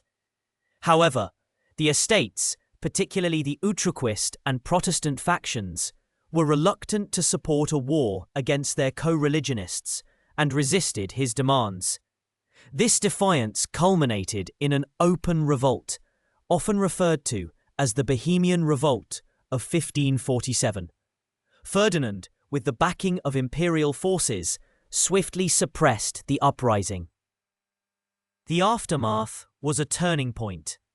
While he did not abolish the Bohemian Diet or revoke all privileges, he imposed severe penalties on the rebellious cities and nobles. He confiscated lands, revoked municipal charters, and significantly curtailed the powers of the estates. This was a clear demonstration of Habsburg authority, a stark reminder that while Bohemia had elected its king, it was now firmly integrated into a larger imperial structure. Imagine the solemn procession of Habsburg officials through the streets of Prague, their decrees stripping away centuries-old rights, the air heavy with the unspoken fear of what might come next. Despite these setbacks, the religious freedoms of the Utrechists, enshrined in the Compacts of Basel, remained largely intact during Ferdinand's reign. He understood the delicate balance required to govern such a religiously diverse realm. However, the seeds of future conflict were sown. The Habsburgs' long-term goal of re-Catholicization, coupled with the growing strength of Protestantism in Bohemia, created an unavoidable tension that would erupt violently in the next century. Ferdinand's successor, his son Maximilian II, 1564 to 1576, adopted a more conciliatory approach towards religious matters. Maximilian, known for his intellectual curiosity and somewhat tolerant views, even harbored some sympathies for Lutheranism, though he remained outwardly Catholic. During his reign, Bohemia experienced a period of relative religious peace and cultural flourishing. Prague, under Maximilian, became a vibrant centre of arts and sciences, attracting scholars, artists, and alchemists from across Europe. This era is sometimes called the Rudolphine Renaissance, though Rudolf II, Maximilian's son, is more closely associated with its peak. Maximilian's reign saw the official recognition of the Bohemian Confession in 1575, a unified statement of faith by the Bohemian Utraquists and Lutherans. While not a royal decree, its acceptance by the estates and its tacit approval by Maximilian represented a significant step towards greater religious autonomy for non-Catholics in Bohemia. This period of relative tolerance allowed Protestantism to flourish further, solidifying its presence across the kingdom. The religious landscape became even more complex, a tapestry woven with threads of Catholicism, Utraquism, Lutheranism, and even smaller Anabaptist and Calvinist communities. However, the underlying tension between Habsburg's centralizing ambitions and Bohemian particularism persisted. The Habsburgs, as Holy Roman Emperors, increasingly viewed their domains as interconnected parts of a larger imperial project. Bohemia, with its rich resources and strategic location, was a crucial component of this vision. Yet, the Bohemian estates continued to guard their privileges fiercely, seeing themselves as a distinct entity with unique rights and traditions. This fundamental divergence in perspectives would eventually lead to a catastrophic confrontation. Rudolf II, 1576 to 1612, Maximilian's son, moved his imperial court permanently to Prague in 1583. This act, while seemingly a boon for Bohemia, further complicated the relationship between the monarch and the estates. Rudolf, a complex and eccentric figure, was more interested in alchemy, astronomy, and art than in the mundane affairs of state. His court became a magnet for scholars, artists, and mystics, transforming Prague into a dazzling intellectual and cultural hub, a city of wonders and esoteric pursuits. Imagine the narrow, cobbled streets of Prague, alive with the murmur of different languages, the scent of exotic spices mingling with the smoke from alchemists' laboratories, the glow of scientific instruments in hidden chambers. Despite this cultural brilliance, Rudolf's political reign was marked by increasing instability. His reclusive nature and growing mental fragility led to a decline in effective governance. He became increasingly indecisive and suspicious, often leaving important state matters unattended. This vacuum of power allowed the various religious factions within Bohemia to grow bolder, and the Catholic Counter-Reformation, spearheaded by the Jesuits, began to gain momentum. The Jesuits, with their rigorous educational system and fervent missionary zeal, established schools and churches across Bohemia, gradually chipping away at Protestant influence. The final years of Rudolf's reign were consumed by a bitter family feud with his younger brother, Matthias. Matthias, more pragmatic and ambitious, sought to wrest power from his increasingly unstable brother. This dynastic struggle, known as the Fraternal Strife, further destabilized Bohemia. In 1609, in a desperate attempt to secure the support of the Bohemian estates against Matthias, Rudolf issued the Letter of Majesty. This groundbreaking document granted unprecedented religious freedoms to Protestants in Bohemia, allowing them to build churches and schools and to worship freely. It was a remarkable concession, a testament to the power of the estates and Rudolf's desperate need for their loyalty. The Letter of Majesty, however, was a double-edged sword. While it temporarily appeased the Protestant majority, it deeply angered the staunchly Catholic faction within the Habsburg family and among the Bohemian nobility. It also created a precarious balance, dependent on the goodwill and interpretation of future monarchs. When Rudolf was finally forced to cede the Bohemian crown to Matthias in 1611, the stage was set for a confrontation. Matthias, though initially seen as more tolerant, was still a Habsburg, and the long-term goal of re-Catholicization remained firmly on the dynastic agenda. The transition from Jagiellons to Habsburgs was not a single dramatic event, but a gradual process, a slow tightening of the imperial embrace around the independent spirit of Bohemia. It began with an election, driven by pragmatic considerations of defense against a common enemy, and evolved through a series of power struggles, religious shifts, and dynastic maneuvering. The Jagiellonian era, with its emphasis on local autonomy and a relatively weak central monarchy, gave way to a new reality, a Bohemia increasingly integrated into the vast, multi-ethnic, and religiously diverse Habsburg Empire. The legacy of this transition was profound. Bohemia, once a powerful kingdom with a distinct political and cultural identity, found itself becoming a province within a larger imperial structure. While its unique institutions, such as the Bohemian Diet, persisted, their power was gradually eroded. The religious freedoms hard-won during the Hussite Wars and reaffirmed in the Letter of Majesty would soon face their ultimate test. The quiet election of Ferdinand I in 1526, though seemingly a peaceful transfer of power, was, in retrospect, the first decisive step on a path that would lead Bohemia to the heart of one of Europe's most devastating conflicts, a conflict that would forever redefine its place in the world. The echoes of the past, the whispers of ancient rights and freedoms, would continue to resonate, even as the shadow of imperial power lengthened over the Bohemian lands. The gentle currents of the Vltava continued their timeless journey, reflecting the changing skies above Prague as the 16th century unfurled its banners.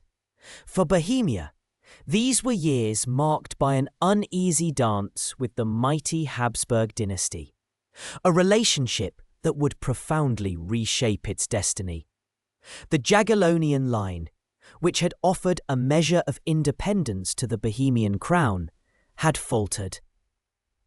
And the intricate web of European royal marriages and successions had drawn Bohemia firmly into the Habsburg orbit. In 1526, Ferdinand I, Archduke of Austria and brother to the Holy Roman Emperor Charles V, ascended to the Bohemian throne. This was not a simple transfer of power.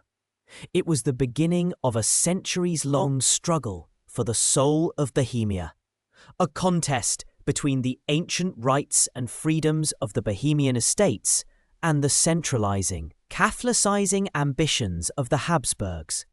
The initial years of Habsburg rule were characterized by a delicate balancing act. Ferdinand I, though a staunch Catholic, understood the deep-seated Protestant sympathies within Bohemia, a legacy of Jan Hus and the Hussite Wars.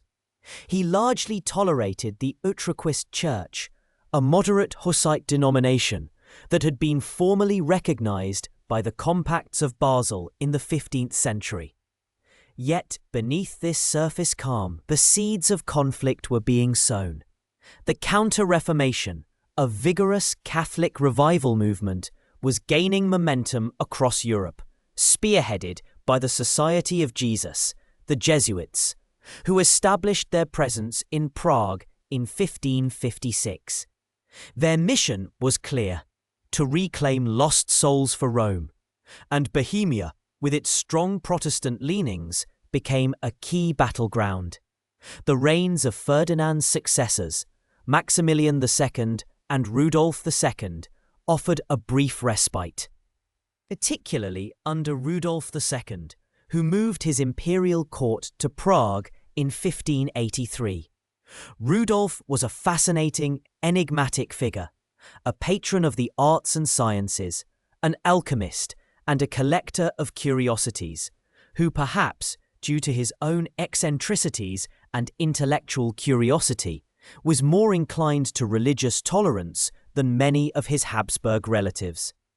His court became a vibrant centre of intellectual life, attracting astronomers like Tycho Brahe and Johannes Kepler, who gazed at the Bohemian stars from the ramparts of Prague Castle. In 1609, Rudolf, facing pressure from the Protestant estates, issued the Letter of Majesty, a landmark document that granted broad religious freedoms to both Utrechists and Lutherans within Bohemia. This charter was a testament to the enduring strength of Bohemian Protestantism and a temporary triumph for the estates, who saw it as a reaffirmation of their ancient privileges. For a fleeting moment, it seemed that Bohemia might navigate the turbulent waters of European religious conflict with its unique identity intact. However, the peace was fragile, a delicate tapestry woven with threads of compromise that would soon unravel. Rudolf II's successor, his brother Matthias, was less tolerant, and the pendulum began to swing back towards Catholic dominance. The Habsburgs, as Holy Roman Emperors, viewed themselves as divinely appointed defenders of the Catholic faith, and the religious pluralism of Bohemia was an affront to their absolutist ideals. The Jesuits intensified their efforts, establishing schools and seminaries, slowly but steadily chipping away at Protestant influence.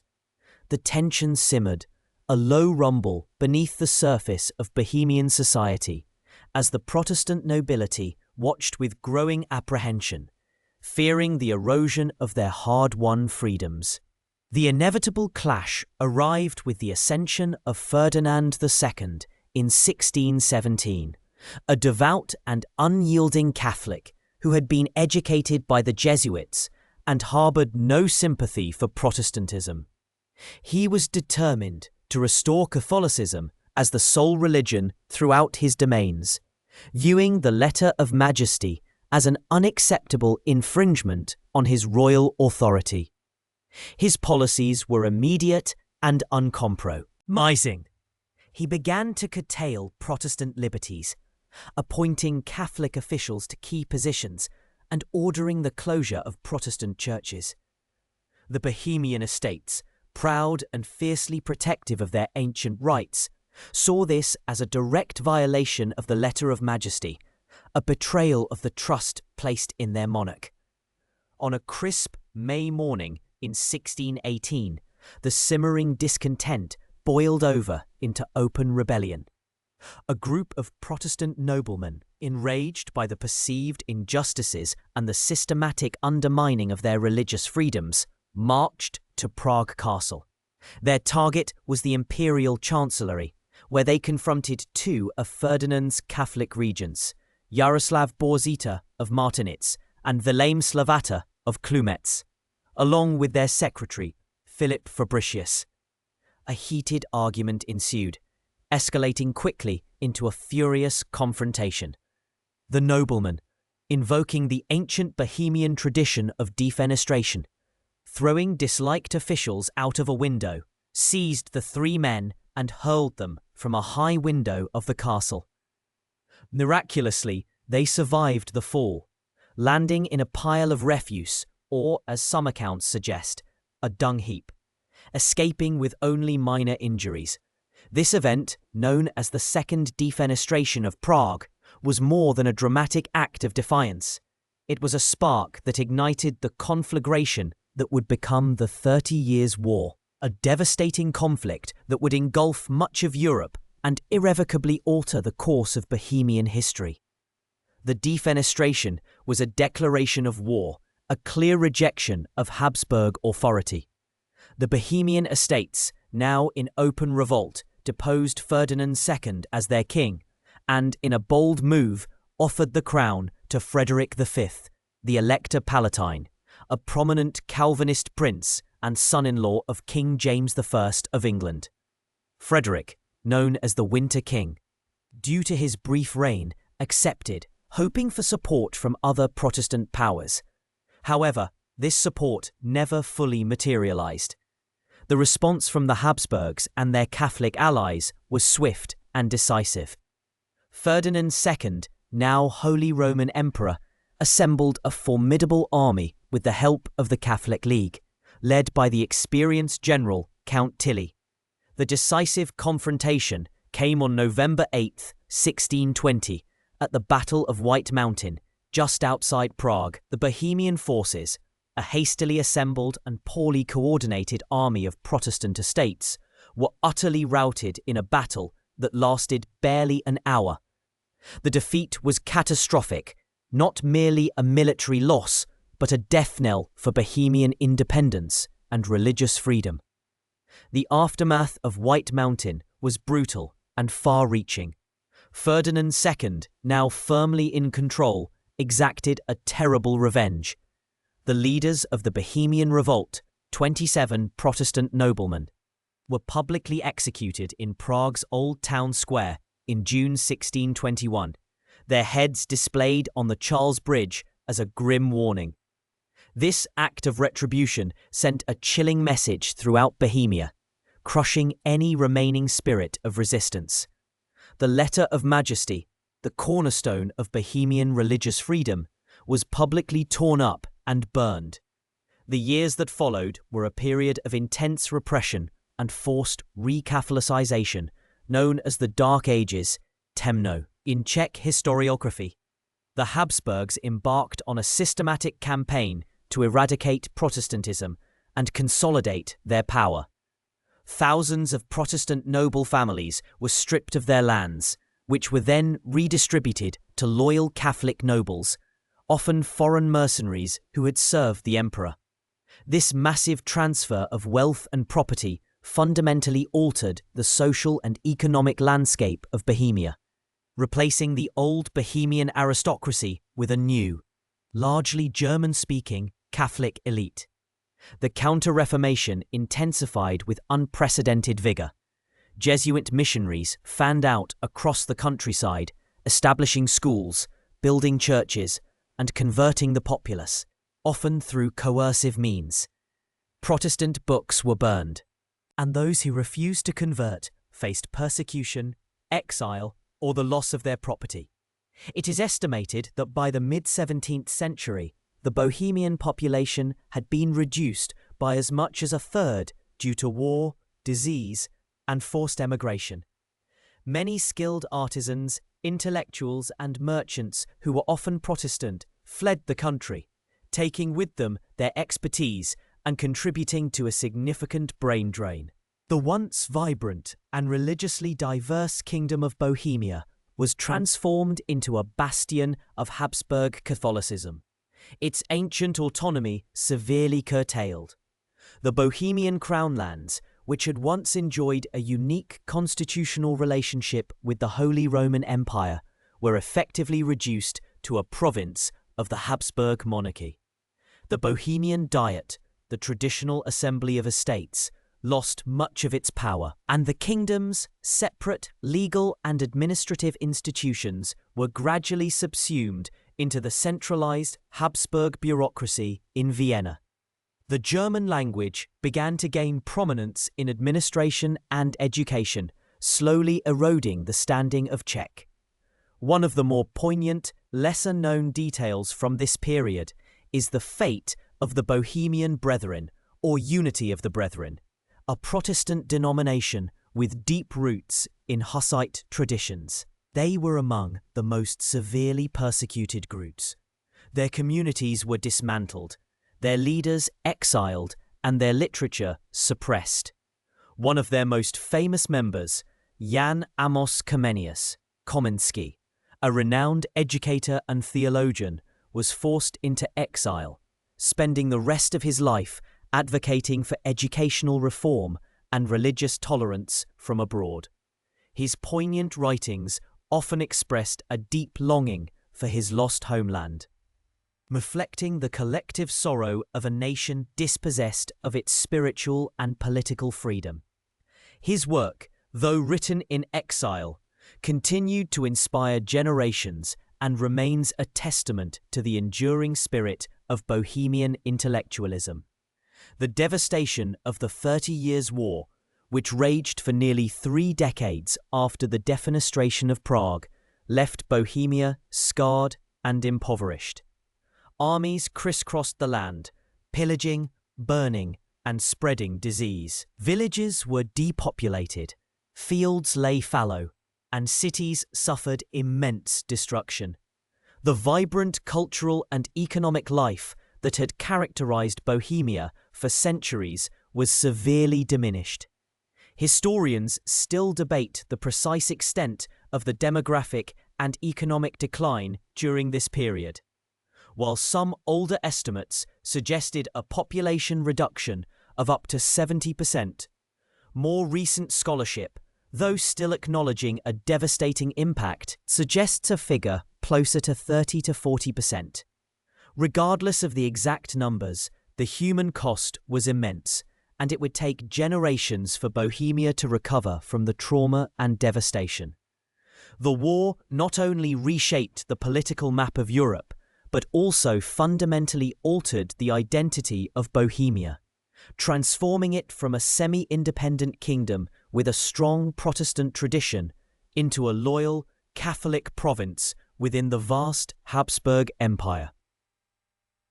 The memory of the defenestration and the Battle of White Mountain became deeply ingrained in the Bohemian national consciousness, a symbol of lost freedom and a catalyst for future struggles for self-determination.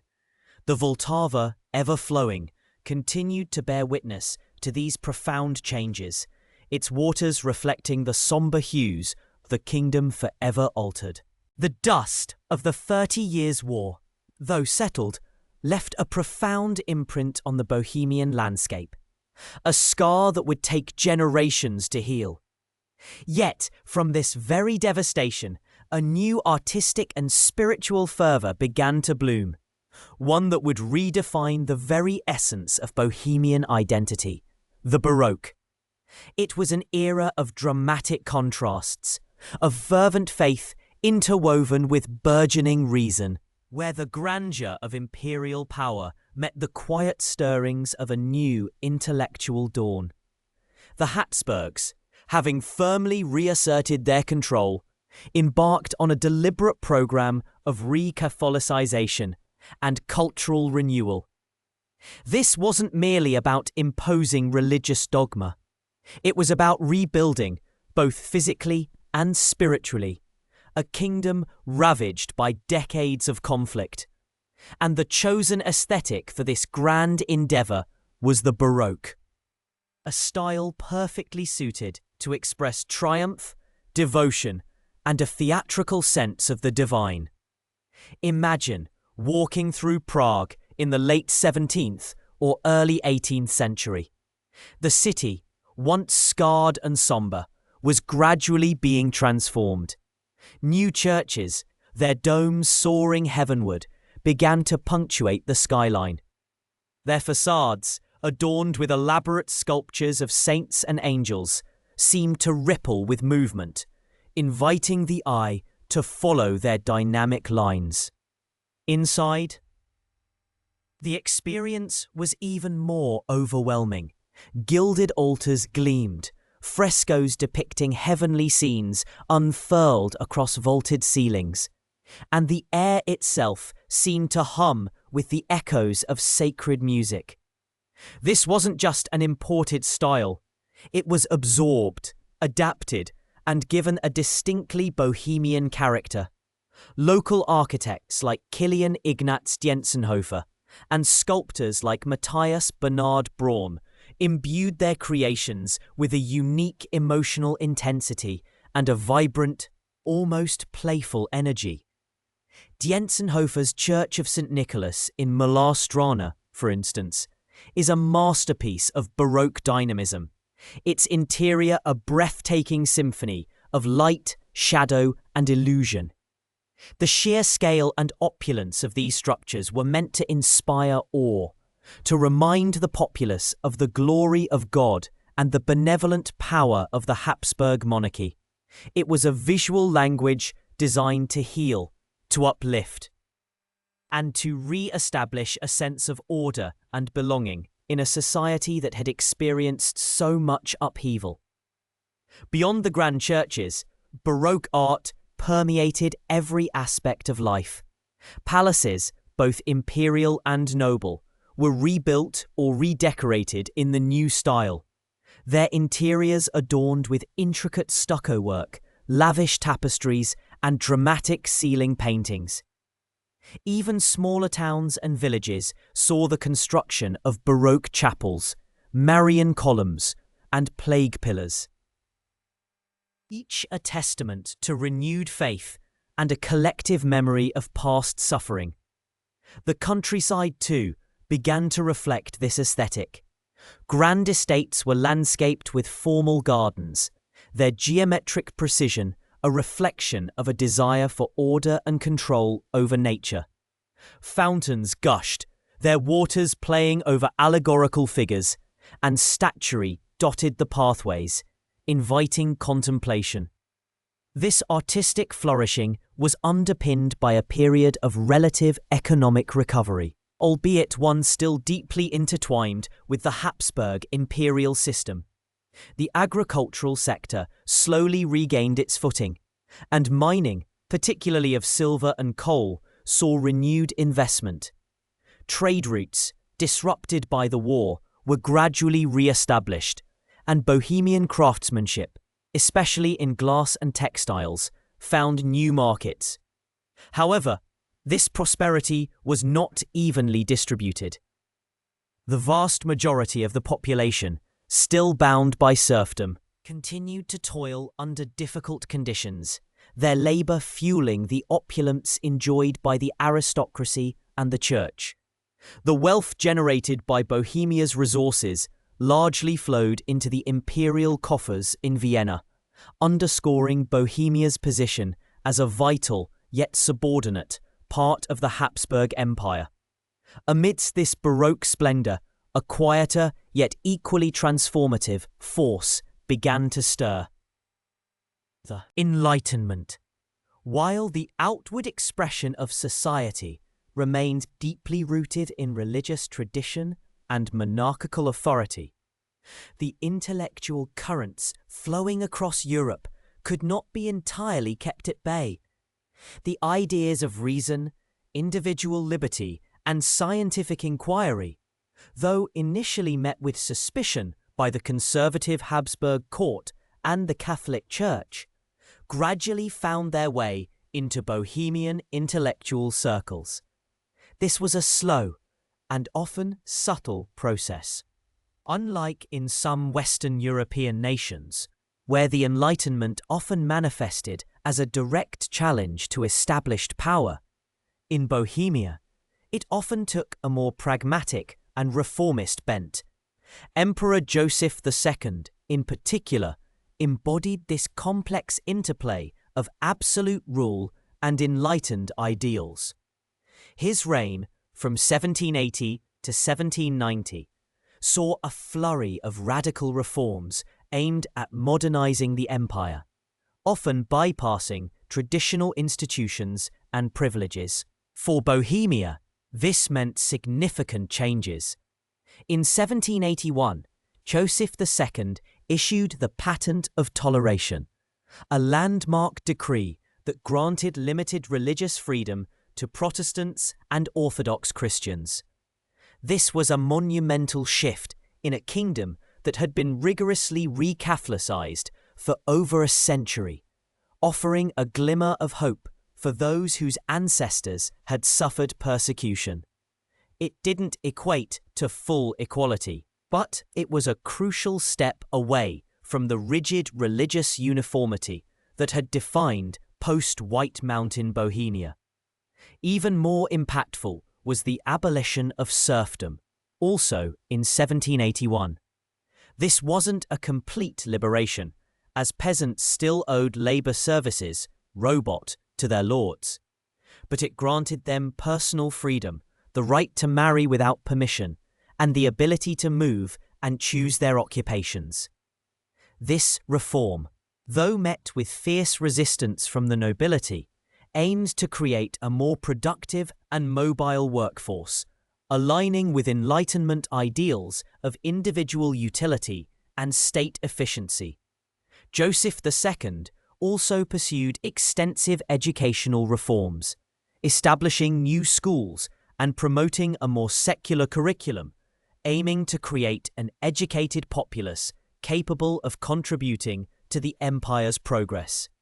He even attempted to streamline the administration of the church, dissolving numerous monasteries and using their assets for secular purposes, much to the dismay of the ecclesiastical hierarchy. These reforms, while driven by enlightened principles, were also very much a top-down imperial project. Joseph II was an enlightened despot, believing that he, as an absolute monarch, knew best how to improve the lives of his subjects. He often acted without consulting local diets or estates, leading to resentment among the Bohemian nobility, who saw their ancient privileges eroding. Historians still debate the true impact and motivations behind Joseph II's reforms in Bohemia. Some argue that his actions, particularly the Germanization policies he also pursued, inadvertently stifled the nascent Czech national consciousness by prioritizing imperial unity over local identity. Others contend that by dismantling the feudal system and promoting education, he laid the groundwork for future social and intellectual development, even if his methods were autocratic. One fascinating, lesser-known detail from this period is the establishment of the Královská česká společnost nauk, Royal Bohemian Society of Sciences, in 1784. This institution, initially a private society of scholars, was later granted royal patronage and became a vital hub for scientific inquiry, historical research, and the cultivation of the Czech language. It was a testament to the growing intellectual curiosity within Bohemia, the place where scholars, often educated in German-speaking universities, began to turn their attention to the unique history, language, and natural world of their homeland. This society, amidst the grandeur of Baroque art and the sweeping reforms of an enlightened emperor, quietly nurtured the seeds of what would eventually become the Czech national revival. Its members, though often writing in Latin or German, were increasingly interested in documenting and preserving the Bohemian past, a subtle but significant shift towards a reawakening of a distinct Bohemian identity. The Enlightenment also brought with it a new emphasis on natural sciences and medicine. Universities, though still largely controlled by the Church, began to incorporate more scientific subjects into their curricula. Botanical gardens were established, anatomical theatres became centres of study, and the pursuit of knowledge for its own sake, rather than solely the theological justification, gained traction. This wasn't a sudden break from the Baroque spiritual focus, but rather a gradual broadening of intellectual horizons. The world, once primarily understood through the lens of faith, was now also being examined through the microscope and the telescope. Yet, the transition was far from seamless. The conservative forces within the Habsburg Empire, particularly after Joseph II's death, often pushed back against radical change. His successor, Leopold II, and later Francis I, rolled back many of the more extreme reforms, fearing the revolutionary fervour sweeping across France. The memory of the Hussite wars and the subsequent religious conflicts still cast a long shadow, making both the imperial court and the Bohemian nobility wary of anything that might disrupt the delicate balance of power. The late 18th century, therefore, presented a complex tapestry in Bohemia. The visual landscape was still dominated by the dramatic curves and gilded splendour of the Baroque, a testament to a revitalized Catholic faith and imperial power. Yet, beneath this surface, the quiet hum of Enlightenment ideas was growing louder. The reforms of Joseph II, though sometimes heavy-handed, had irrevocably altered the social fabric, loosening the bonds of serfdom and opening new avenues for intellectual exploration. The Royal Bohemian Society of Sciences, a small but significant institution, was diligently collecting and analysing the fragments of Bohemian history and language, laying the groundwork for a future where national identity would once again come to the forefront. One could imagine a scholar, perhaps a member of this very society, poring over ancient manuscripts in a quiet library, the scent of aged paper and beeswax filling the air. Outside, the bells of a Baroque church might toll, their deep resonance a reminder of the prevailing religious order. Yet within the scholar's mind, new ideas were taking root, questions were being asked, and a different kind of future for Bohemia was slowly being conceived. This was a time of subtle shifts, where the grand pronouncements of emperors and the lavish displays of art were slowly giving way to the quiet power of ideas, shaping a new destiny for the ancient kingdom. The echoes of the Enlightenment, though sometimes muffled by imperial decree and religious tradition, were undeniably present, whispering of a world where reason and individual spirit might one day stand alongside faith and tradition. The gentle hum of the spinning jenny, a sound so alien to the ancient forests and quiet villages, began to weave itself into the fabric of Bohemian life as the 19th century dawned. This was an era of profound transformation, a time when the very air seemed charged with new ideas and a burgeoning sense of identity. The Industrial Revolution, a force that had already reshaped much of Western Europe, now extended its long, iron-willed fingers into the heart of Bohemia, bringing with it both unprecedented opportunities and profound dislocations. Factories, once a rarity, began to sprout like metallic mushrooms across the landscape, particularly in the regions around Prague and in northern Bohemia. Textile mills, powered by steam and water, churned out fabrics at a speed and scale previously unimaginable. Coal mines burrowed deeper into the earth, their black bounty fueling the voracious appetite of new machinery. Ironworks glowed red against the twilight sky, casting an industrial pallor over valleys that had known only the green of forests and the shimmer of rivers. This shift was not merely economic, it was a societal earthquake. Peasants, for generations tied to the land, now found themselves drawn to the burgeoning urban centres, seeking work in these noisy, often dangerous, new environments. The rhythms of agricultural life, dictated by the seasons and the sun, gave way to the relentless clatter and whistle of the factory floor, governed by the clock and the demands of production. With this industrialization came a new social order, or rather, a reordering of the old. A burgeoning working class emerged, often living in cramped, unsanitary conditions, their lives dictated by the factory bell.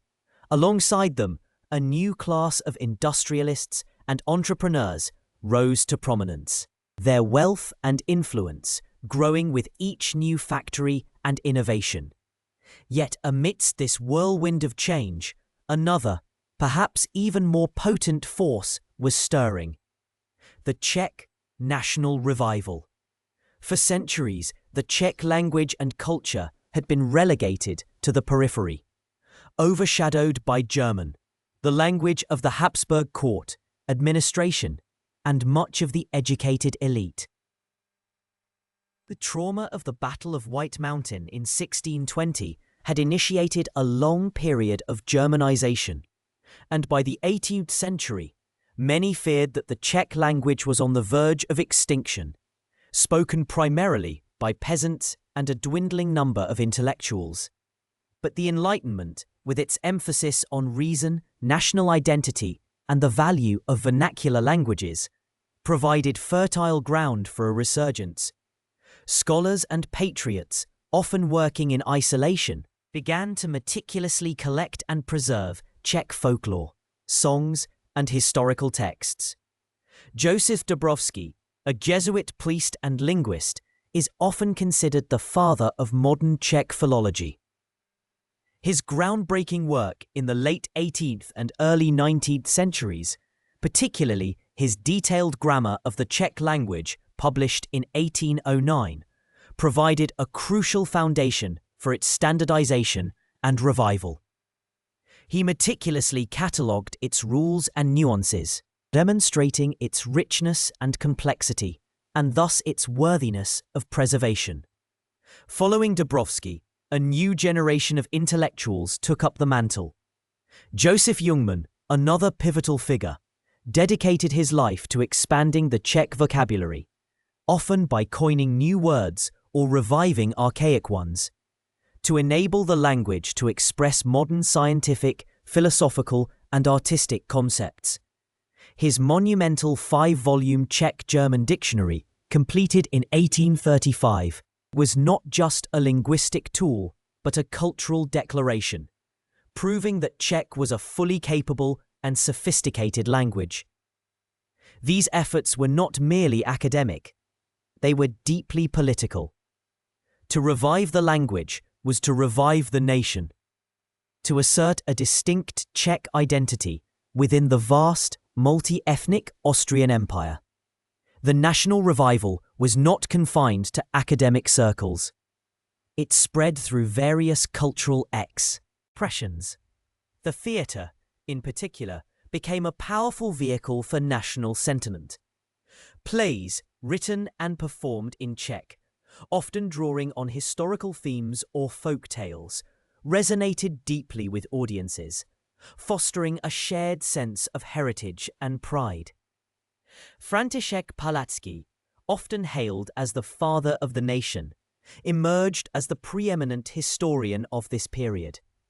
His monumental History of the Czech Nation in Bohemia and Moravia, begun in the 1830s, chronicled the Czech past from its earliest origins, emphasizing periods of independence and cultural achievement. Palacký's work was more than a dry academic treatise. It was a narrative of national struggle and resilience, providing the Czech people with a sense of their own distinct historical trajectory and a foundation for future political aspirations. He meticulously researched and presented the Hussite era, for instance, not as a period of heresy, as the Habsburgs had long portrayed it, but as a golden age of national strength and religious reform.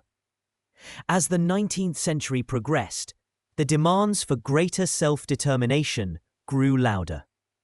The year 1848, a year of revolutions across Europe, saw an outpouring of national sentiment in Bohemia. While the immediate revolutionary fervour was suppressed by the Habsburg authorities, the seeds of national consciousness had been firmly planted.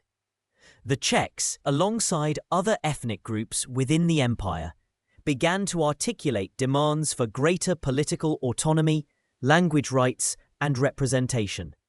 They sought to transform the absolute monarchy into a more federal structure, where their distinct national identity could be recognized and protected.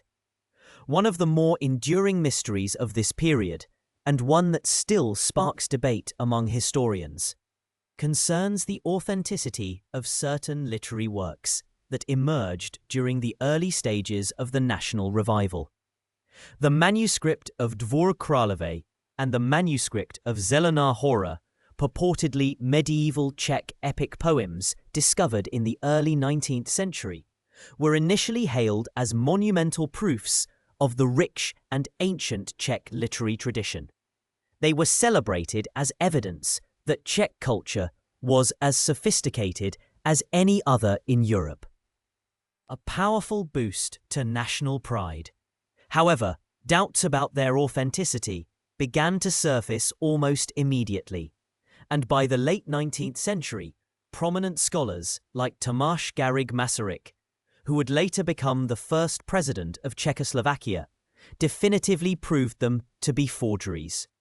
The debate surrounding these manuscripts is fascinating because it highlights the intense emotional and political pressures of the time. Were the forgers driven by genuine patriotic fervor, believing that such works were necessary to elevate their nation's standing? Or were they simply opportunists? And how did their discovery, even if later debunked, shape the trajectory of the national revival, inspiring a generation of artists and writers to create genuine works of national significance? Perhaps these forged whispers of the past, though ultimately proven false, still served a vital purpose in sparking the flame of national imagination. The industrial age brought not only economic shifts, but also a transformation of the urban landscape. Prague, the ancient capital, began to shed its medieval skin, embracing new architectural styles and modern infrastructure. Grand boulevards were laid out, gas lamps illuminated the streets, and new public buildings, often in the neo-Renaissance style, began to define the city's appearance. The National Theatre, a magnificent symbol of Czech cultural aspiration, completed in 1883, stands as a testament to this era. Its construction was funded almost entirely by public donations, a powerful demonstration of collective national will. Imagine the excitement and pride of the Czech people as they watched this grand edifice rise, knowing that it was built by their own hands and contributions, a physical embodiment of their revived spirit. This period also saw the rise of political parties advocating for Czech interests within the Austrian Empire. The Old Czech Party, initially dominant, sought to achieve greater autonomy through negotiation and cooperation with the Habsburg monarchy. However, as the century drew to a close, a more radical faction, the Young Czech Party, gained prominence. They advocated for a more assertive stance, demanding full political equality and greater self-governance. Their rise reflected a growing impatience among the Czech population with the slow pace of reform and a desire for more decisive action. The social consequences of industrialization were profound. The burgeoning working class, often exploited and living in poverty, began to organize. Early labor movements and socialist ideas, imported from Western Europe, found fertile ground in the industrial centers of Bohemia. Strikes and protests, once rare, became more frequent as workers demanded better wages, shorter hours, and improved working conditions. The plight of these industrial workers, often toiling in dangerous environments for meager pay, stands in stark contrast to the romanticized image of national revival. Yet both were inextricably linked. two sides of the same rapidly turning coin of modernity. The burgeoning national identity was not just for the educated elite, it was also for the common worker. The factory hand and the miner, who also sought a better future for their families and their nation. Education also became a battleground for national identity. The establishment of Czech-language schools and the eventual division of Charles University in Prague into separate Czech and German institutions in 1882 were crucial victories for the national movement. These institutions became vital centers for the cultivation of Czech intellectual life and the training of a new generation of Czech professionals, scholars, and leaders. The very act of learning in one's native tongue after centuries of German dominance was a powerful affirmation of identity and a source of immense pride. The late 19th century also witnessed a blossoming of Czech art and music. Composers like Bedřich Smetana and Antonín Dvořák, drawing inspiration from Czech folk melodies and historical narratives, created masterpieces that resonated with national pride. Smetana's Má vlast, My Homeland, a cycle of 6 symphonic poems, particularly Vltava, which musically depicts the journey of the Vltava River through Bohemia, became an anthem of the nation. Dvořák's symphonies, operas, and chamber music, infused with a distinct Czech flavor, gained international acclaim, further elevating the cultural standing of the Czech nation on the world stage. These artistic achievements were not just beautiful. They were powerful statements of cultural distinctiveness, proving that the Czech nation possessed a unique and valuable contribution to make to the world. As the 20th century loomed, the Kingdom of Bohemia, still nominally part of the Austrian Empire, was a land transformed. The quiet agricultural society of centuries past had given way to a dynamic, industrialized nation, grappling with the complexities of urban life, social stratification, and the relentless march of progress. The Czech national consciousness, once a flickering ember, had been fanned into a roaring flame, fueled by the tireless efforts of scholars, artists, and political activists. The demands for greater self-determination, once whispered in academic salons, were now shouted from public squares and debated in parliamentary halls. The stage was set for the dramatic events of the coming century, events that would finally see the long-held dream of an independent Czech state become a reality. The ancient stones of Prague, which had witnessed so much history, now vibrated with the energy of a people awakening, ready to claim their place among the nations of Europe. The industrial smoke rising from the factories mingled with the hopeful aspirations of a revived nation, creating a unique and potent atmosphere of change and anticipation. The gilded age of the Austro-Hungarian Empire, though outwardly splendid, carried within its vast territories the quiet hum of dissent, a growing chorus of national aspirations that would ultimately prove irrepressible. For Bohemia, these decades were a complex tapestry of industrial growth, cultural revival, and increasing political tension. Prague, once the jewel of the Holy Roman Empire, now flourished as a modern city, its factories churning out goods, its universities attracting brilliant minds, and its streets echoing with both German and Czech voices. The 19th century had seen the burgeoning of the Czech national revival, a powerful movement that sought to reclaim and celebrate Czech language, literature, and history, which had long been overshadowed by German cultural dominance. Scholars like František Palacký meticulously documented the nation's past, Poets penned verses in the revitalized Czech tongue. And musicians composed operas imbued with national spirit. This cultural awakening naturally spilled into the political arena.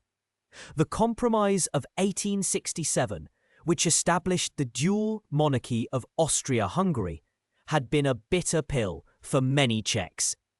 It granted significant autonomy to Hungary, creating a distinct Hungarian kingdom within the empire, but offered no such equivalent status to Bohemia.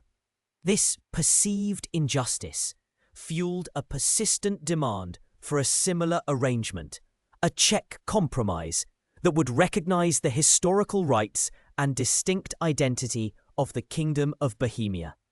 Czech political leaders, such as František Ladislav Riga, tirelessly advocated for greater self-governance within the Habsburg framework, often employing parliamentary obstruction tactics in Vienna to draw attention to their cause. They envisioned a Bohemia that, while still part of the larger empire, would possess its own administration, its own diet with genuine legislative power, and a recognized status for the Czech language alongside German. The economic landscape of Bohemia during this period was one of remarkable dynamism. The region, particularly Western Bohemia and Moravia, became the industrial heartland of the Austro-Hungarian Empire. Coal mines in Kladno and Ostrava fueled burgeoning iron and steel industries. Textile mills, breweries, and sugar refineries dotted the landscape, transforming agricultural produce into valuable commodities. This industrialization brought with it profound social changes. A new class of Czech industrialists and entrepreneurs emerged, challenging the traditional German and aristocratic economic dominance.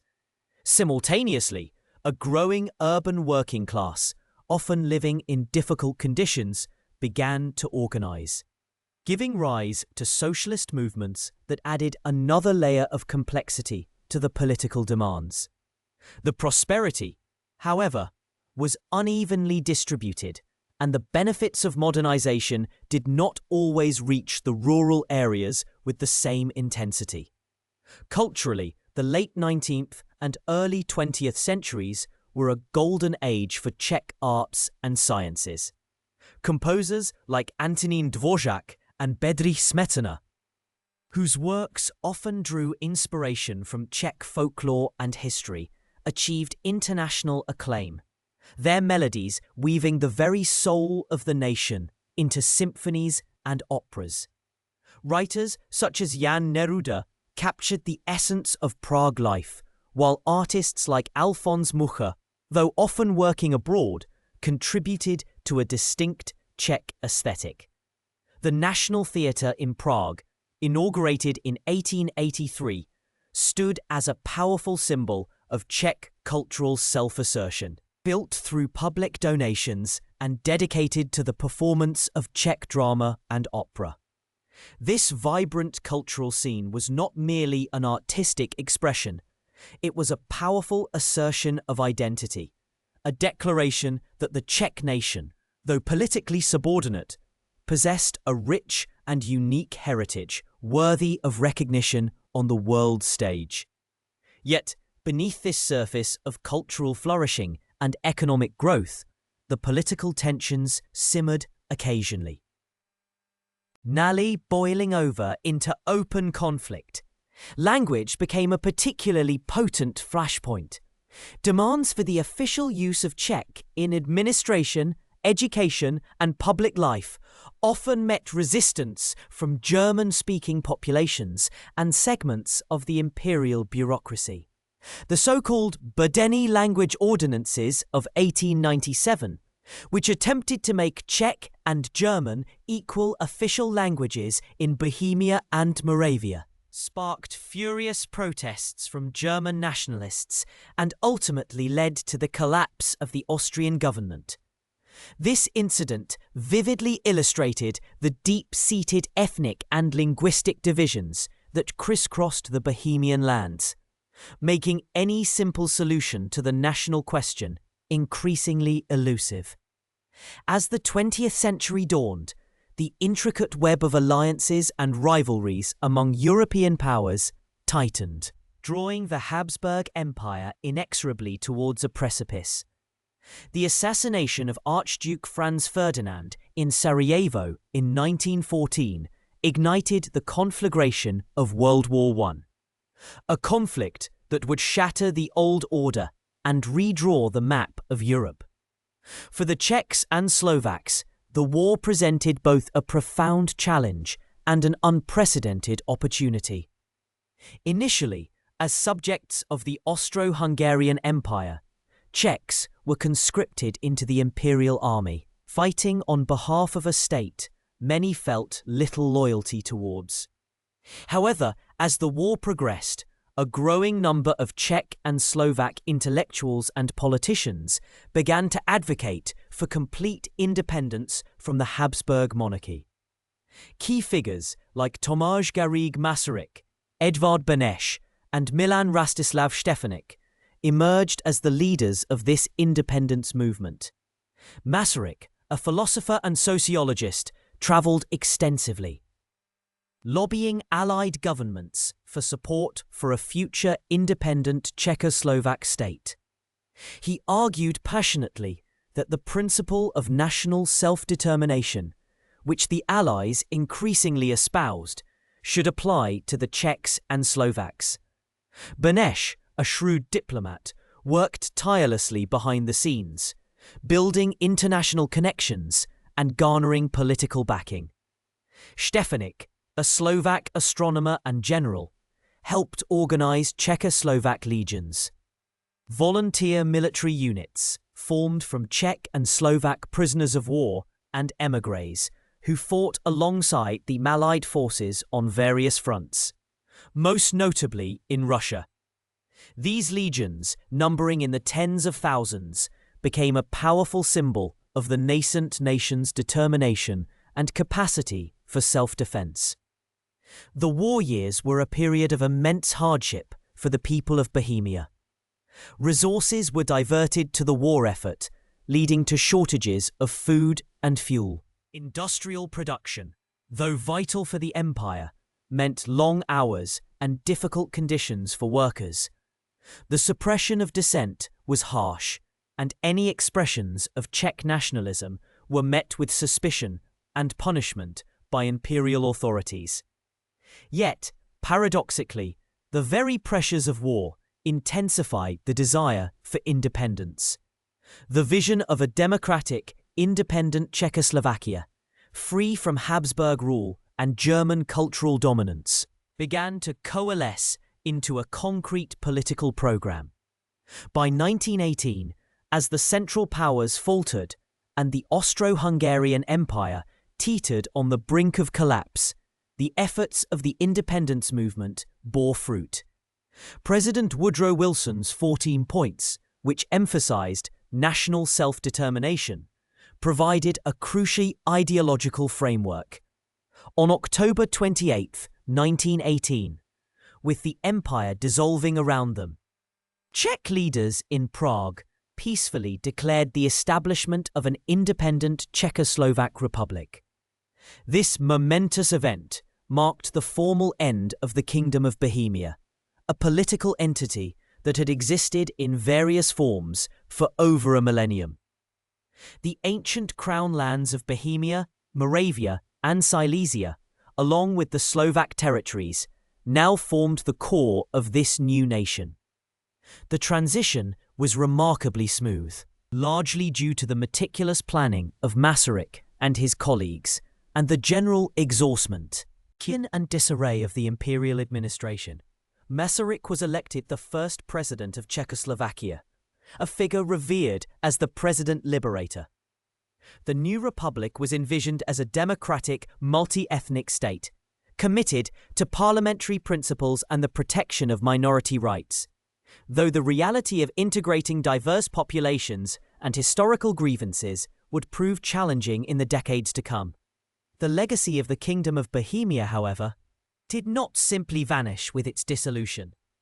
Its rich history, its cultural achievements, and its long struggle for recognition became foundational elements of the Czechoslovak national identity. The Bohemian lion, a symbol that had graced royal banners for centuries, was incorporated into the new republic's coat of arms. The city of Prague, with its ancient castle and venerable Charles University, became the capital of Czechoslovakia, a testament to its enduring historical significance. The centuries of Habsburg rule, while often resented, had also left an imprint of administrative efficiency and a certain cosmopolitan outlook that contributed to the new state's character. The story of the Kingdom of Bohemia, from its mythical origins to its integration into a modern nation-state, is a testament to the enduring power of identity, the ebb and flow of empires, and the relentless march of historical change. It reminds us that even as political structures rise and fall, the spirit of a people, their language, their culture, and their memory of a shared past can persist, shaping new realities and informing future aspirations. The ancient kingdom, though no longer a separate political entity, continued to live on in the heart of the new republic, its legacy woven into the very fabric of Czechoslovakia, a nation born from the ashes of empire, carrying forward the echoes of 1,000 years of Bohemian history. The final act of its long drama was not an ending, but a transformation, a metamorphosis into something new, yet deeply rooted in the past.